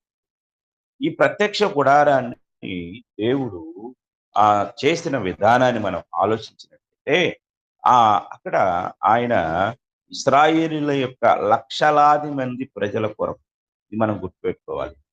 ఇశ్రాయేలీయులు లక్షలాది మంది ప్రజలు, ఆ లక్షలాది మంది ప్రజల కొరకు ఆయన 1,00,000 గుడారాలను తయారు చేయమని చెప్పలేదు. కానీ ఈ లక్షలాది మంది ప్రజలు కూడా ఆరాధించటానికి ఒకే ఒక స్థలాన్ని ఆయన ఏర్పరచుకున్నాడు, ఒకే ఒక ప్రత్యక్ష గుడారాన్ని ఆయన ఏర్పరచుకున్నాడు. సొలొమోను కాలానికి వస్తే అది ఒకే ఒక దేవాలయంగా కట్టబడింది. ఇశ్రాయేలీయులు 12 గోత్రాలు, ఈ 12 గోత్రాల్లో కూడా ఒక్కొక్క గోత్రాన్ని మనం చూసినట్టు లక్షలాది మంది ప్రజలతో ఉన్నారు. వారు ఒక సువిశాలమైన దేశాన్ని కలిగి ఉన్నారు. ఈ దేశం అంతటిలో కూడా గోత్రానికి ఒక దేవాలయాన్ని, గోత్రానికి ఒక ప్రధాన యాజకుని, గోత్రానికి ఒక బలిపీఠాన్ని దేవుడు ఇవ్వడు. కానీ ఇన్ని గోత్రాలకు కలిపి కూడా ఒకే ఒక ప్రత్యక్ష గుడారాన్ని ఇచ్చాడు. ఆ ఒకే ఒక ప్రత్యక్ష గుడారము మనము ఈరోజు నివసించే సంఘానికి సాదృశ్యంగా ఉన్నది. ఇది జాగ్రత్తగా గ్రహించాలి. నిర్గమకాండము 25వ అధ్యాయాన్ని మనం చాలా జాగ్రత్తగా పరిశీలన చేసినట్లయితే నిర్గమకాండము 25వ అధ్యాయంలో దేవుడు మోషేతో మాట్లాడుతూ 8వ వచనంలో ఇలా అంటాడు. 8వ వచనం చదువుతున్నాను. నేను వారిలో నివసించున్నట్లు వారు నాకు పరిశుద్ధ స్థలమును నిర్మింపవలెను. పరిశుద్ధ స్థలమును అన్నాడు. పరిశుద్ధ స్థలములను అని చెప్పలేదు. పరిశుద్ధ స్థలము ఒకటే. ఇది గ్రహించాలి. ఆ పరిశుద్ధ స్థలము ప్రత్యక్ష గుడారం. దేవుడు నివసించే, దేవుని మహిమ నిలిచి ఉన్న స్థలము ప్రత్యక్ష గుడారము. ఆ ప్రత్యక్ష గుడారము కట్టేవాడు ఎవరంటే మోషేనే. దానికి సంబంధించిన ఆ మెయిన్ వర్క్ అంతా ఆయనదే. కానీ దానికి ఓనర్ మాత్రం మోషే కాదు. దానిలో ఆరాధింపబడేవాడు మోషే కాదు. దాని ఓనరు, యజమాని, ఆ ప్రత్యక్ష గుడారాన్ని ఇక్కడ అంటాడు, నేను వారిలో నివసించున్నాడు. నేను నివసించాలి. నేను నివసించడానికి ఒక ప్రత్యక్ష గుడారాన్ని నిర్మించమని చెప్పాడు. పనివాడు మాత్రము మోషేనే. ప్రధానమైన ముఖ్యమైన ఆ నిర్మాణకుడు మోషే మాత్రమే. కానీ అది మాత్రము దేవునిది. ఆయన అందులో ఆరాధించబడతాడు. దేశవ్యాప్తంగా ఉన్న ఇశ్రాయేలులందరూ కూడా అక్కడికే రావాలి. అక్కడికే వచ్చి వారు దేవుని ఆరాధించాలి. అంతేగాని వారున్న చోట ఇంకొక బలిపీఠాన్ని కట్టుకొని వారు దేవుని ఆరాధించకూడదు. దేవుడు దానికి అంగీకరించడు అనే విషయాన్ని చాలా జాగ్రత్తగా మనము గ్రహించవలసిన వారమై ఉన్నాం. కనుక దేవుడు ఇశ్రాయేలుకు తెలియచేస్తూ ఆ యొక్క విషయాన్ని స్పష్టపరుస్తూ ఉంటాడు. అంటే ప్రత్యక్ష గుడారము ఒకటే. ఆ ఒకే ప్రత్యక్ష గుడారం దగ్గరకు ఇశ్రాయేలీలందరూ కూడా రావాలి. అక్కడే వారు బలులు అర్పించాలి. అక్కడనే వారు దేవుని ఆరాధించాలి. ఇక అంతకు మించి వారు ఎక్కడ ఎలాంటి నిర్మాణాన్ని కూడా వారు చెయ్యకూడదు. ఎలాంటి విధానాలు వారు అనుసరించకూడదు అనే సత్యాన్ని ఆయన తెలియజేశాడు. ప్రత్యక్ష గుడారం యొక్క విధానాన్ని గురించి మనం ఆలోచన చేసినప్పుడు మనకు ద్వితీయోపదేశ కాండంలో దేవుడు ఒక చక్కని విషయాన్ని ఆయన తెలియజేస్తూ ఉంటాడు. మనం ఒకసారి చదువుకుందాం. ద్వితీయోపదేశ కాండము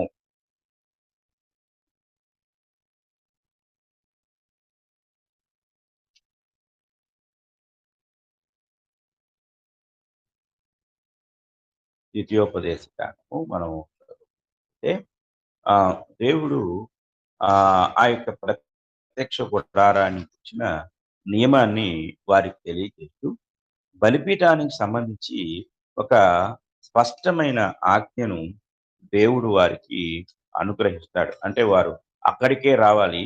అక్కడనే దేవుని ఆరాధించాలి. ఇంక వారు ఎక్కడ పడితే అక్కడ వారు బలిపీఠం కట్టకూడదు. ఎక్కడ పడితే అక్కడ వారు దేవుని ఆరాధించకూడదు. దేవుడు ఏ స్థలం గురించి అయితే వారికి చెప్తాడో ఆ స్థలం దగ్గరికే వారు రావాలి అనే సత్యాన్ని 12వ అధ్యాయంలో ఆయన చెప్తాడు. చూడండి, ద్వితీయోపదేశ కాండము 12వ అధ్యాయము, ద్వితీయోపదేశ కాండము 12వ అధ్యాయము మనము 6వ వచనం నుండి 5వ వచనం నుండి చదువుకుందాం.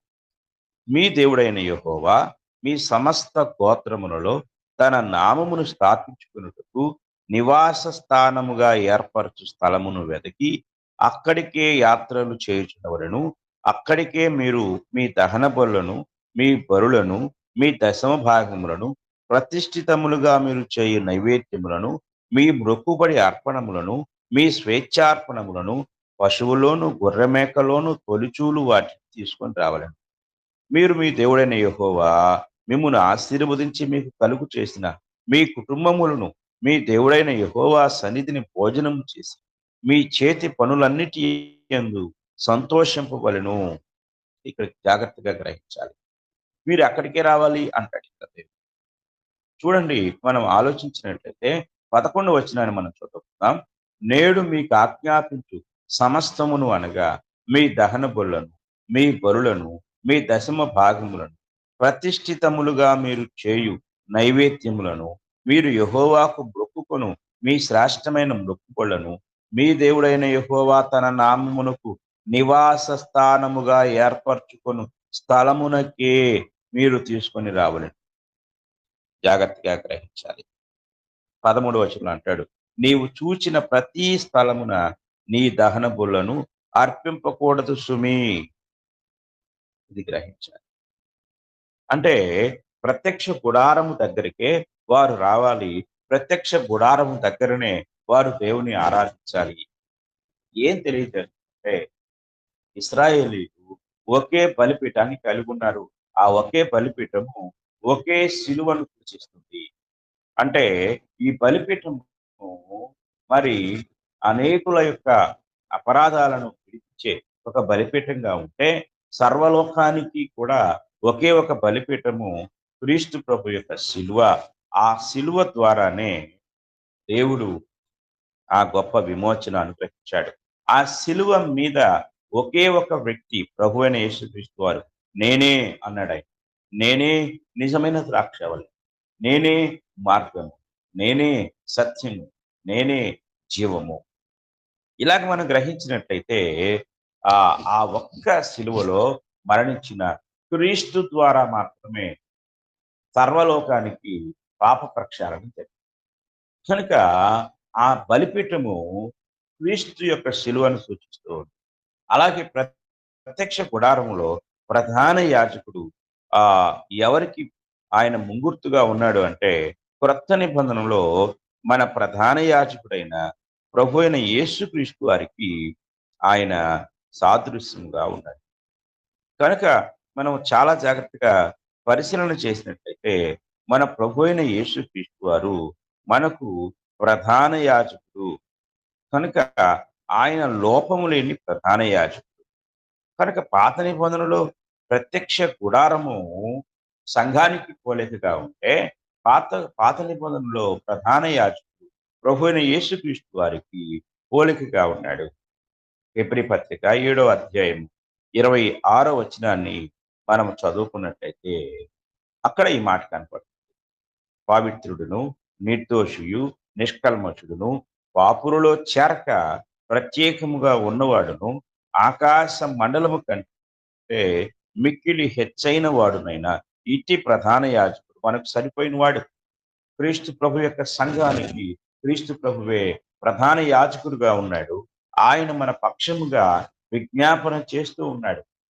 ప్రియ సహోదరి, ప్రియ సహోదరుడా, నీవు క్రీస్తు ప్రభు సంఘంలో ఉంటే ప్రధాన యాజకుని యొక్క వచ్చావు. ఒకే ఒక ప్రధాన యాజకుని దగ్గర నీవు చేరుకున్నావు. ఆయన నీ పక్షంగా ప్రాణ పరిక్రయ ధనాన్ని చెల్లించిన వాడు, నీ పక్షముగా రక్తము చెల్లించిన వాడు. నీవు ఆయన నామాన్ని ధరించాలి. ఆయన నామములోనే నీకు రక్షణ ఉంది. మరి ఏ నామంలో రక్షణ? ఆయన సంఘములోనే రక్షణ ఉంది. ఎందుకంటే ఆ సంఘానికి రక్షకుడు ఆయనే అని ఎఫెసీ 5వ అధ్యాయంలో పౌలు గారు ఎంతో స్పష్టంగా తెలియజేశారు.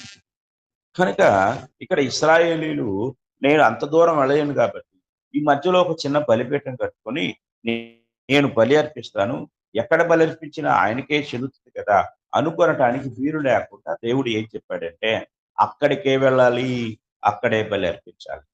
కనుక ఈ భూలోకంలో క్రీస్తు ప్రభు సంఘం ఎక్కడున్నా నీవు అది వెతికి అక్కడికే వెళ్ళాలి, అందులోనే ప్రవేశించాలి, అందులోనే ఆరాధించాలి. ఎందుకంటే దాని యజమాని క్రీస్తు ప్రభువే అయి ఉన్నాడు. కనుక పాత నిబంధనలో మనకు పోల్చబడిన ఈ పోలికలన్నీ కూడా క్రొత్త నిబంధనలో స్థాపించబడిన సంఘానికి సాదృశ్యంగా ఉన్నాయి. కనుక ప్రత్యక్ష గుడారము సంఘానికి సాదృశ్యం. ప్రత్యక్ష గుడారము యొక్క ప్లాను ఏ విధంగా దేవుడు ఇచ్చాడో మోషేకి, అలాగే క్రీస్తు ప్రభు యొక్క సంఘానికి క్రొత్త నిబంధనలో దేవుడు ప్లాన్ కలిగి ఉన్నాడు. అలాగే ప్రత్యక్ష గుడార నిర్మాణానికి పనివారిని దేవుడు ఏ విధంగా ఏర్పరచుకున్నాడో క్రొత్త నిబంధనలో క్రీస్తు ప్రభు యొక్క సంఘానికి కూడా ఆయన పనివారిని ఏర్పరచుకున్నాడు అనే సత్యాన్ని మనము చాలా జాగ్రత్తగా గ్రహించవలసిన వారమై ఉన్నాం. ఎఫెసీ పత్రిక 4వ అధ్యాయం 13వ వచనాన్ని మనం చదువుకున్నట్లయితే, పరిశుద్ధులు సంపూర్ణులగునట్లు క్రీస్తు శరీరము క్షేమాభివృద్ధి చెందుటకును పరిచర్య ధర్మము జరుగుటకును ఆయన కొందరిని అపోస్తులు గాను, కొందరిని ప్రవక్తలను గాను, కొందరిని సువార్థికులు గాను, కొందరిని కాపరులు గాను, ఉపదేశకులు గాను నియమించెను. అంటే ఈ సంఘం అనే ప్రత్యక్ష గుడార నిర్మాణానికి దేవుడు ఎంతమంది పనివారిని ఏర్పరచుకున్నాడు. ఇది జాగ్రత్తగా గ్రహించాలి. ఈ సంఘం అనే ప్రత్యక్ష గుడారములో సేవ చేయడానికి ఇంతమంది పనివారిని ఆయన ఏర్పరచుకున్నాడు. కనుక నీవు క్రీస్తు ప్రభు యొక్క సంఘం అనే ప్రత్యక్ష గుడారంలో నీవు దేవుని ఆరాధించాలి. నేను ఎక్కడో చోటుకి వెళ్ళి ఆరాధిస్తాను, ఏదో ఒక సంఘంలో ఆరాధిస్తాను, దాని పేరుతో నాకు సంబంధం లేదు, ఆ క్రమంతో సంబంధం లేదు అనుకుంటే క్రీస్తుతో నీకు సంబంధం లేకుండా పోతుంది, ఆయన సంఘముతో నీకు సంబంధం లేకుండా పోతుంది, ఆయన ఆరాధనతో నీకు సంబంధం లేకుండా పోతుంది, ఆయన ఆశీర్వాదాలతో నీకు సంబంధం లేకుండా పోతుంది. చిట్ట చివరికి ఆయన నీకు అనుగ్రహించే నిత్య జీవంతో నీకు సంబంధమే లేకుండా పోతుంది. కనుక చాలా జాగ్రత్తగా గ్రహించాలి. కనుక ప్రియమైన వారులారా, వాక్యము ఏ సత్యాన్ని బయలుపరుస్తూ ఉందో ఈ సత్యాన్ని గ్రహించి ప్రతి ఒక్కరూ కూడా క్రీస్తు ప్రభు యొక్క సంఘమైన ప్రత్యక్ష గుడారము, క్రీస్తు ప్రభు యొక్క సంఘానికి సాదృశ్యంగా ఉన్న నోవహు ఓడ, క్రీస్తు ప్రభు సంఘానికి సాదృశ్యంగా ఉన్న ద్రాక్ష తోట, క్రీస్తు ప్రభు సంఘానికి సాదృశ్యంగా ఉన్న దాచబడిన ధనము, ఇవన్నీ కూడా మనకు దేవుడు ఉదాహరణలుగా పోలికలుగా పోల్చి చెప్తాడు. కనుక నీవు ఆ యొక్క సంఘాన్ని దృష్టించి పరిశీలించి వాక్యానుసారంగా ఆ సంఘములో ప్రవేశించి ఆ సంఘమునకు దేవుడు అనుగ్రహించిన ప్రతి విధమైన ఆజ్ఞను, ప్రతి విధమైన చట్టమును కూడా ఎరగాలని, అందులో ఉన్న ప్రతి ఆశీర్వాదాన్ని పొందుకోవాలని, ఓడలో ఉన్న వారు మాత్రమే ఎలా రక్షించబడి ప్రాణాపాయం నుండి తప్పించబడ్డారో అలాగే సంఘంలో, క్రీస్తు ప్రభు యొక్క సంఘంలో ఉన్నవారు మాత్రమే రేపు నిత్యాగ్ని నుండి తప్పించబడతారని, వీరందరూ తప్పించుకోవాలని నేను హృదయపూర్వకంగా కోరుకుంటున్నాను. ఈ మాటలు ముగిస్తూ ఉన్నాను. ఇంతవరకు శ్రద్ధగా ఉన్న మీ అందరికీ కూడా హృదయపూర్వకమైన వందనం తెలియజేస్తున్నాను.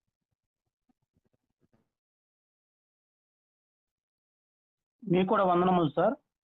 మీరే ముగింపు ప్రార్థన చేయండి సార్.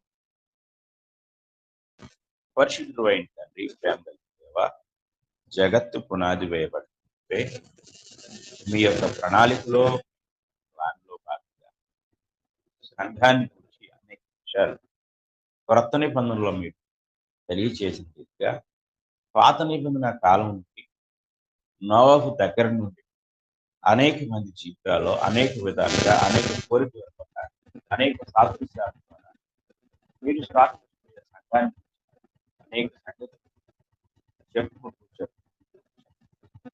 సంఘము మీ మనసులోకి సంఘము ప్రవక్తల యొక్క ప్రవచనం ద్వారా, అలాగే సంఘాన్ని అనేక దృష్టాంతాల ద్వారా మీరు చూపించుకుంటున్నారు. దాన్ని కనుగొన్న వారు, దాన్ని కనుగొనని వారు పాత నిబంధన, అలాగే క్రొత్త నిబంధనలో ఈరోజు సంఘము తండ్రి ఎన్ని పోలికలతో మీరు పోల్చి మేము గ్రహించడానికి ఎన్ని సాదృశ్యాలతో చెప్పారు తండ్రి. అది ఎంత గొప్ప ప్రేమ తండ్రి మీకు కనపడుతున్నారు తండ్రి. మరి ఈ పోలికలను గ్రహించి తండ్రి సంఘం అనే ఆ గొప్ప నిర్మాణాన్ని తలపెట్టి ఉన్నారు, కడుతూ ఉన్నారు. అందులో అనేకులను ప్రవేశపెడుతున్నారు.